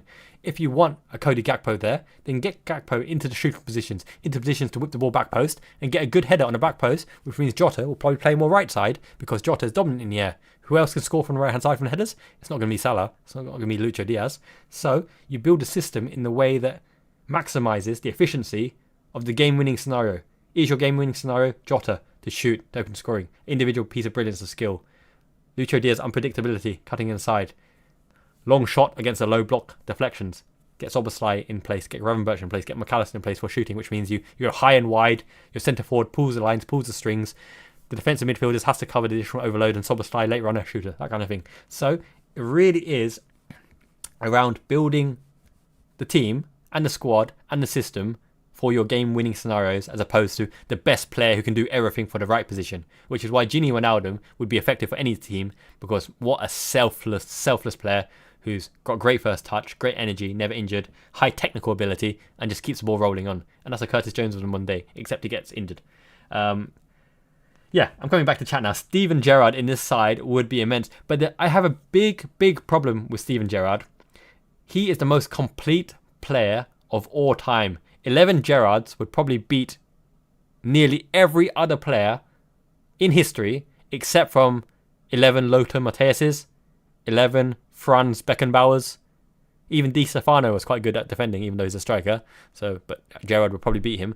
Gerrard could do everything, but Gerrard is positionally undisciplined. He wants to take the game by the scruff of the neck. He won't stay in his position. If he sees the opportunity, he's going to go it. So Gerrard would fit certain managers, but not others. Gerrard would absolutely fit Jurgen Klopp. He would fit Arne Slot, because Slot would probably find a way to make him the last man on the lateral passing. Guardiola wouldn't like him so much, because Guardiola likes players to keep position. Famously, Pep Guardiola took Thierry Henry off after Thierry Henry roamed to the right wing, played a 1-2 with Messi, scored a cracker, and Guardiola substituted Thierry Henry at half-time because Thierry Henry did not stick to the position that Pep Guardiola wanted from him. Lots of famous stuff like that. So Gerrard is fantastic. One of the best players of all time, but positionally indisciplined, so has to play for the right manager and the right system. I also think if England played Gerrard behind the striker, England would have won a tournament because, my goodness, some of the stuff Gerrard can pull a rabbit out of the hat when you give him the freedom to. Absolutely immense. Yes, Christian, the shiny one. I need to put more emojis in there. It's absolutely... I love that emoji, by the way. I need to make more of these stuff. Szoboszlai, yes. Szoboszlai, Boglaka was absolutely clutch, especially in the second half. But the problem I had with Szoboszlai was he's taking way too many first touches in the first half and wasn't getting it out of his feet. Gravenberch grew in influence in the game, but Szoboszlai was the game maker alongside Trent on the right hand side to open the game for us. Same. I completely agree with you, Songs 4K. Rafa Benitez, tactical genius, ahead of his time, was not given the tools to do so. You look at the benches that Rafa Benitez had to call upon. My goodness, to win a game, David Ngo off the bench, Nabil Elzar off the bench, right? All these players off the bench. He made gold out of like rice paper. Gerrard on the right hand side, that cross is unstoppable. He's got a different type of cross than David Beckham, right? From deep position, the power he can get on the cross, the dipping cross, a menace. Gerrard on the wide positions, or in 10, or strikers. I don't actually like Gerrard in centre mid, but I love Gerrard in number 10, attacking mid, right wing, left wing, or even false 9. Gerrard in centre mid, he just vacates his position too often. So if you turn over the ball, someone can nip in behind him. Absolutely. Love to everyone, Christian. Absolutely. It's a great start to the season. So happy. The shiny one is waxing his head as we speak. Everyone in the dressing room is giving him a pat for good luck. I love it. I really, really like what I saw. Andre, you're right. The defence was solid enough. The only issue I have defensively with this performance was Ipswich got way too many touches in the box. I think a higher caliber team could have punished us there because they got too many touches in the box, and that is a scary prospect. Vladimir Smica, yeah, it's a shame the injuries sidetracked him. He was pretty technical as well. Yossemi scraping because we didn't have the money. We just didn't have the money. Rafa Benitez wanted Juanfran, youth player Juanfran, great right back, right winger like a Dani Alves from Real Madrid, in the swap with Michael Owen for 10 million, and we couldn't even get Juanfran. They gave us Antonio Nunes, who's a part-time lawyer. But we got to put respect on Antonio Nunes' name because people forget in that comeback against Olympiacos, it was Neil Mellor, it was Florence Cinema Pongol, and Steven Gerrard. But actually, before Mellor, it was Nunes' header that the keeper spilled, and then Mellor bundled it in. So, respect on Antonio Nunes. He tried his best. Absolutely tried his best. Curtis Jones didn't get any minute. What must he be thinking, right, on that one? It's this squad is packed with talent. We had Fernando Morientes. Now, here's the thing for chat, right? For everyone who's with me, we had the chance. Nico Anelka, Fernando Morientes. The sexy choice was Fernando Morientes. I love Morientes.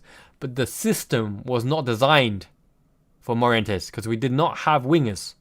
We did not have quality wingers in the squad. If we had quality wingers from the squad supplying Morientes, because you remember, Morientes was loaned to Monaco, and Monaco destroyed Real Madrid with Morientes scoring a double from crosses. Can't remember who it was, Jerome Rotan or Ludovic Giuli or someone giving Morientes the crosses. But Anelka probably would have been a better choice in retrospect, just because he's so quick, technical, and a great shooter. Morientes is a systems player, and we didn't have the right squad to fill Morientes. We should have kept Nico Anelka, but unfortunately we signed El Hadj Diouf. Actually, I forgot in this build-up, the last time we played Ipswich, we beat them, I think it was on penalties, and El Hadj Diouf scored like 2 or something. He scored 1 penalty and 1 penalty in the shootout. El Hadj Diouf, my goodness, what a stint at Liverpool. At least Salif Diao is still turning out in the Legends matches, right? Salif Diao, defensive midfielder, Senegal in that tournament, looked fantastic against France, but I can't believe we signed him based on that tournament. Really, we should have got Anelka, right? Yeah, George Weah, very, very solid. Ruud Gullit, Frank Rijkaard. A lot of the Dutch contingent, total footballers, would have been fantastic. I still think we look at Gerrard to beat a team of Hullets. Gerrard would beat a team of Rijkaards. Gerrard would go 50-50 with a team of Lothar Matthäus's. Gerrard, yeah, it's hard. Gerrard can do everything, right? Fantastic and underrated in the air. Gerrard is a beast in the air, menace. The power he got on that header in Istanbul, fantastic. Shooting ability, fantastic. Can shoot with his left foot. Can score penalties. Can tackle. Athletic monster. Even Scholes said that he couldn't do what Gerrard could do, but Gerrard could probably do what Scholes could do. Rory Keane would probably be a tough one as well, actually. Rory Keane was a technical player who could get up and down. Patrick Vieira, SCN, Keane, Michael Ballack. The total midfielders, right? Midfielders who can do everything. They would be not Lampard. Lampard can't tackle. And he's not. Yeah. Hallelujah. I love that. I love that comment as well. Yes, I remember the Mighty Reds. When Sadio Mane was asked who was his football hero, he said El Hadj Diouf, and the commentator, the interviewer, was like, say something else, and he goes, okay, Ronaldinho. Ronaldinho's son has signed like for a championship team, right? Much appreciated, Darwin. Yeah, I love my football. I'm a football scholar, absolute geek in football. I'm reading the books. I got the Roberto Firmino, Si Senor, Karl Matoma's book Vision, Richard Duan's book, Shinji Ono's book. Shinji Ono was a genius at the time, deep-lying midfield playmaker. I think a lot of these players become really good coaches, like Pep Guardiola, deep-lying playmaker, Xabi Alonso, deep-lying playmaker. Saying that though, right, isn't it funny how the mood has shifted a lot? We wanted Ruben Amorim, sounds like a perfume, sounds like a cologne. We wanted Xabi Alonso to be our manager. We have Arne Slot. People were like, Slot taking from Klopp, not going to work. He's going to sink this season. They don't even know how Arne Slot plays. Then you go to his pre-season and see stylistically the style of play, and you see the highlight reels and the videos and other stuff. And they're like, oh, okay, he's got something about him. The style of play looks really sexy, really good. And then the transfer things happen, like Zubamendi and Mamashvili may fall down or drop or whatever. And they're like, Liverpool don't know what they're doing. Richard Hughes out, that kind of thing. Send Richard Hughes on work experience. I love that. Back to Bournemouth work experience. And then now we win. The mood for me, it's always been super positive. This Liverpool squad is so strong. You're right, Mikel Arteta, midfielder of Football Manager legends, Kim Chelstrom and Mikel Arteta. My goodness, ballers, right? For the Arsenal team. And it's amazing how if you give the squad time to gel with quality players and give them an opportunity, and players can look completely different under a new coach. Like Santiago Jimenez at Feyenoord was lost. He was a more frustrating ball runner, running lines, who could not shoot and could not score. And he comes in, Arne Slot makes him a valuable player. Meester, who the hell remembers Meester at Valencia, right? He was so bang average, like a Grosskreutz. So bang average. But Grosskreutz became an engine for Jurgen Klopp, and Meester was a fulcrum at the top to press, harass, give Vicente and Aymar and Ruben Baraja opportunity to do their magic. David Albelda and Baraja was the fulcrum at the Valencia base with Pablo Aymar, David Silva, Vicente, who was like a Galactico at the time at Valencia, and Meester, the bang average Meester, putting things together. Players can work magic and be beautiful in the right system with the right manager with the right faith. So you got to give them an opportunity. Yeah, you're right, Papa. Cruyff and Platini, proper ballers. They were pioneers of their time. Absolutely amazing. King Kenny, amazing. His vision, his genius. He was like 10 steps ahead of everyone. Before the ball came to him, he put his arse in the way. Nobody could navigate his, globe-trotting arse. Turns on the sixpence, thinks over to Ian Rush, the supreme finisher. Ian Rush, the hard-working, workman-like forward who was ruthless. Here's a question. Who was a better finisher, Ian Rush or Robbie Fowler? Difficult, right? Robbie Fowler had every shot in the game, but he's so left-footed. Ian Rush was just a predator and an athlete. I think through the generations, you probably have to go with Ian Rush just because he had the legs and the work rate as well as the finishing. Fowler had the gift from God, but obviously not the lifestyle to be a footballer. Fowler had the finishing and the silkiness, but just bad habits, right? Bad habits off the pitch. I read Fowler's book. He talks about himself. There's so many Liverpool legends of old, and I just really enjoy when the Liverpool player that you don't expect to step up, the Igor Biscan against Juventus, right? The Latelec, the through ball, the Luis Garcia, dipping volleys, always gives the ball away and then scores the most beautiful of goals. The underappreciated players like Yossi Benayoun, right? Kenny Dalglish, what that English transfer window with Downing and Charlie Adam, and Andy Carroll, and all the British contingent coming in. Tactically, it made sense, but they just didn't click, didn't gel. You can't bring in so many players and expect things to just click like that. And I can't believe we went for Charlie Adam in the first place. I don't know what was up with that. And Stuart Downing as well was never going to get high stats on assists or goals. Didn't he end up with like 1 assist or 1 goal that season? I do really think that we are spoilt for choice. People don't realise how many options. If you are a manager in this Liverpool team, once again, it's not about playing the best players. It's about building a team for the function that you want to win the game. Is Darwin Núñez your game winner? Is Diogo Jota your game winner? If Darwin Núñez and Lucho Diaz are your game winners, you build a system about giving them high volumes of chances and quality or position of chances. If Diogo Jota is your game winner, then it's around working Diogo Jota into the game, either in the deep role or off the shoulder. You build up the play in and around him and allow him to be the end point to get the assist or to get the goal. If it also decides whether Conor Bradley or Trent Alexander plays, whether Curtis Jones, a ball retainer, plays, or more adventurous player like Gravenberch plays, or powerhouse like Soboslai, or Maestro, a technical baller like McAllister, or destroyer like Endo. You have the options in the squad. It's not around getting rid of Endo or Jones isn't good enough. They offer different things for different games with different partnerships and different chemistry.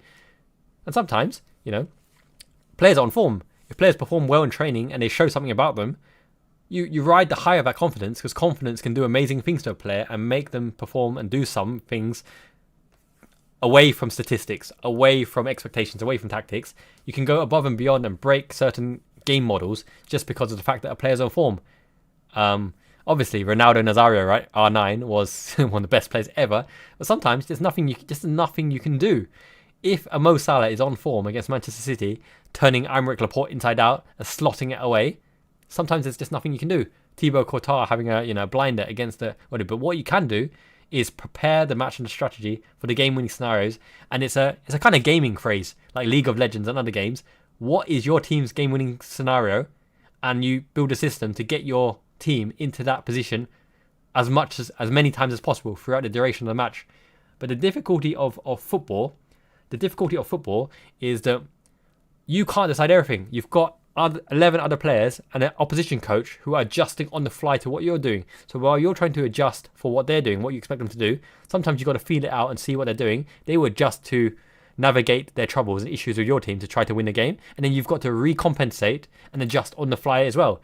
And you can't just sub for the right player. You've got to use the players you've got on the pitch, instruct them to do something to negate or counteract the opposition strategy, and then build from there and go from there and hope that they can carry out your instructions and hope that the individual quality is enough to fulfill your function to get you into those game-winning scenarios again. And even if you get into the game-winning scenarios, it's about the clutch player, your best player, finishing off. You can do everything right until the last moment, but if your last guy fluffs it, then it's all for naught, all for nothing. But that doesn't mean it's a black spot on an issue, right? Because human error.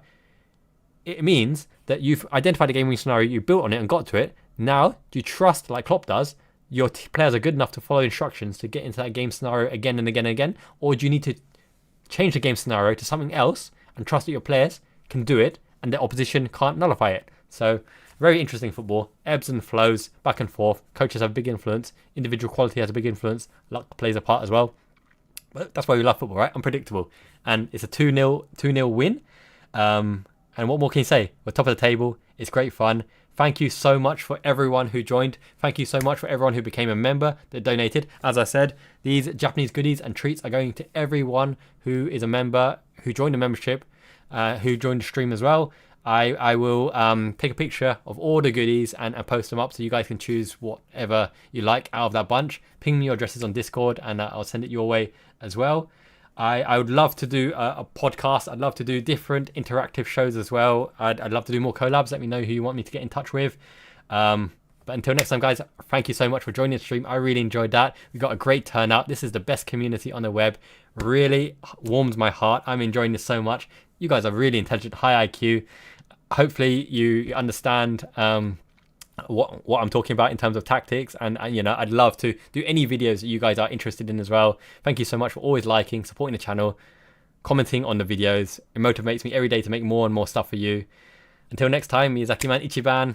Janet, I'll see you guys very soon. I'm going to be doing streams for at least every early kickoff and 3 p.m. kickoff. And I'll try my best as well for the later kickoffs as well. So, yep, I'm going to end the stream here. I'll do some roundups, some post-match thoughts and other things. I've got a surprise collab coming up next week as well. Have a great day, everyone. It absolutely makes my week that Liverpool win. And until next time, Janemi and Hassan, have a great day. I'm off to get some jerk chicken. Enjoy the night. Peace. Cool. Take it easy, guys.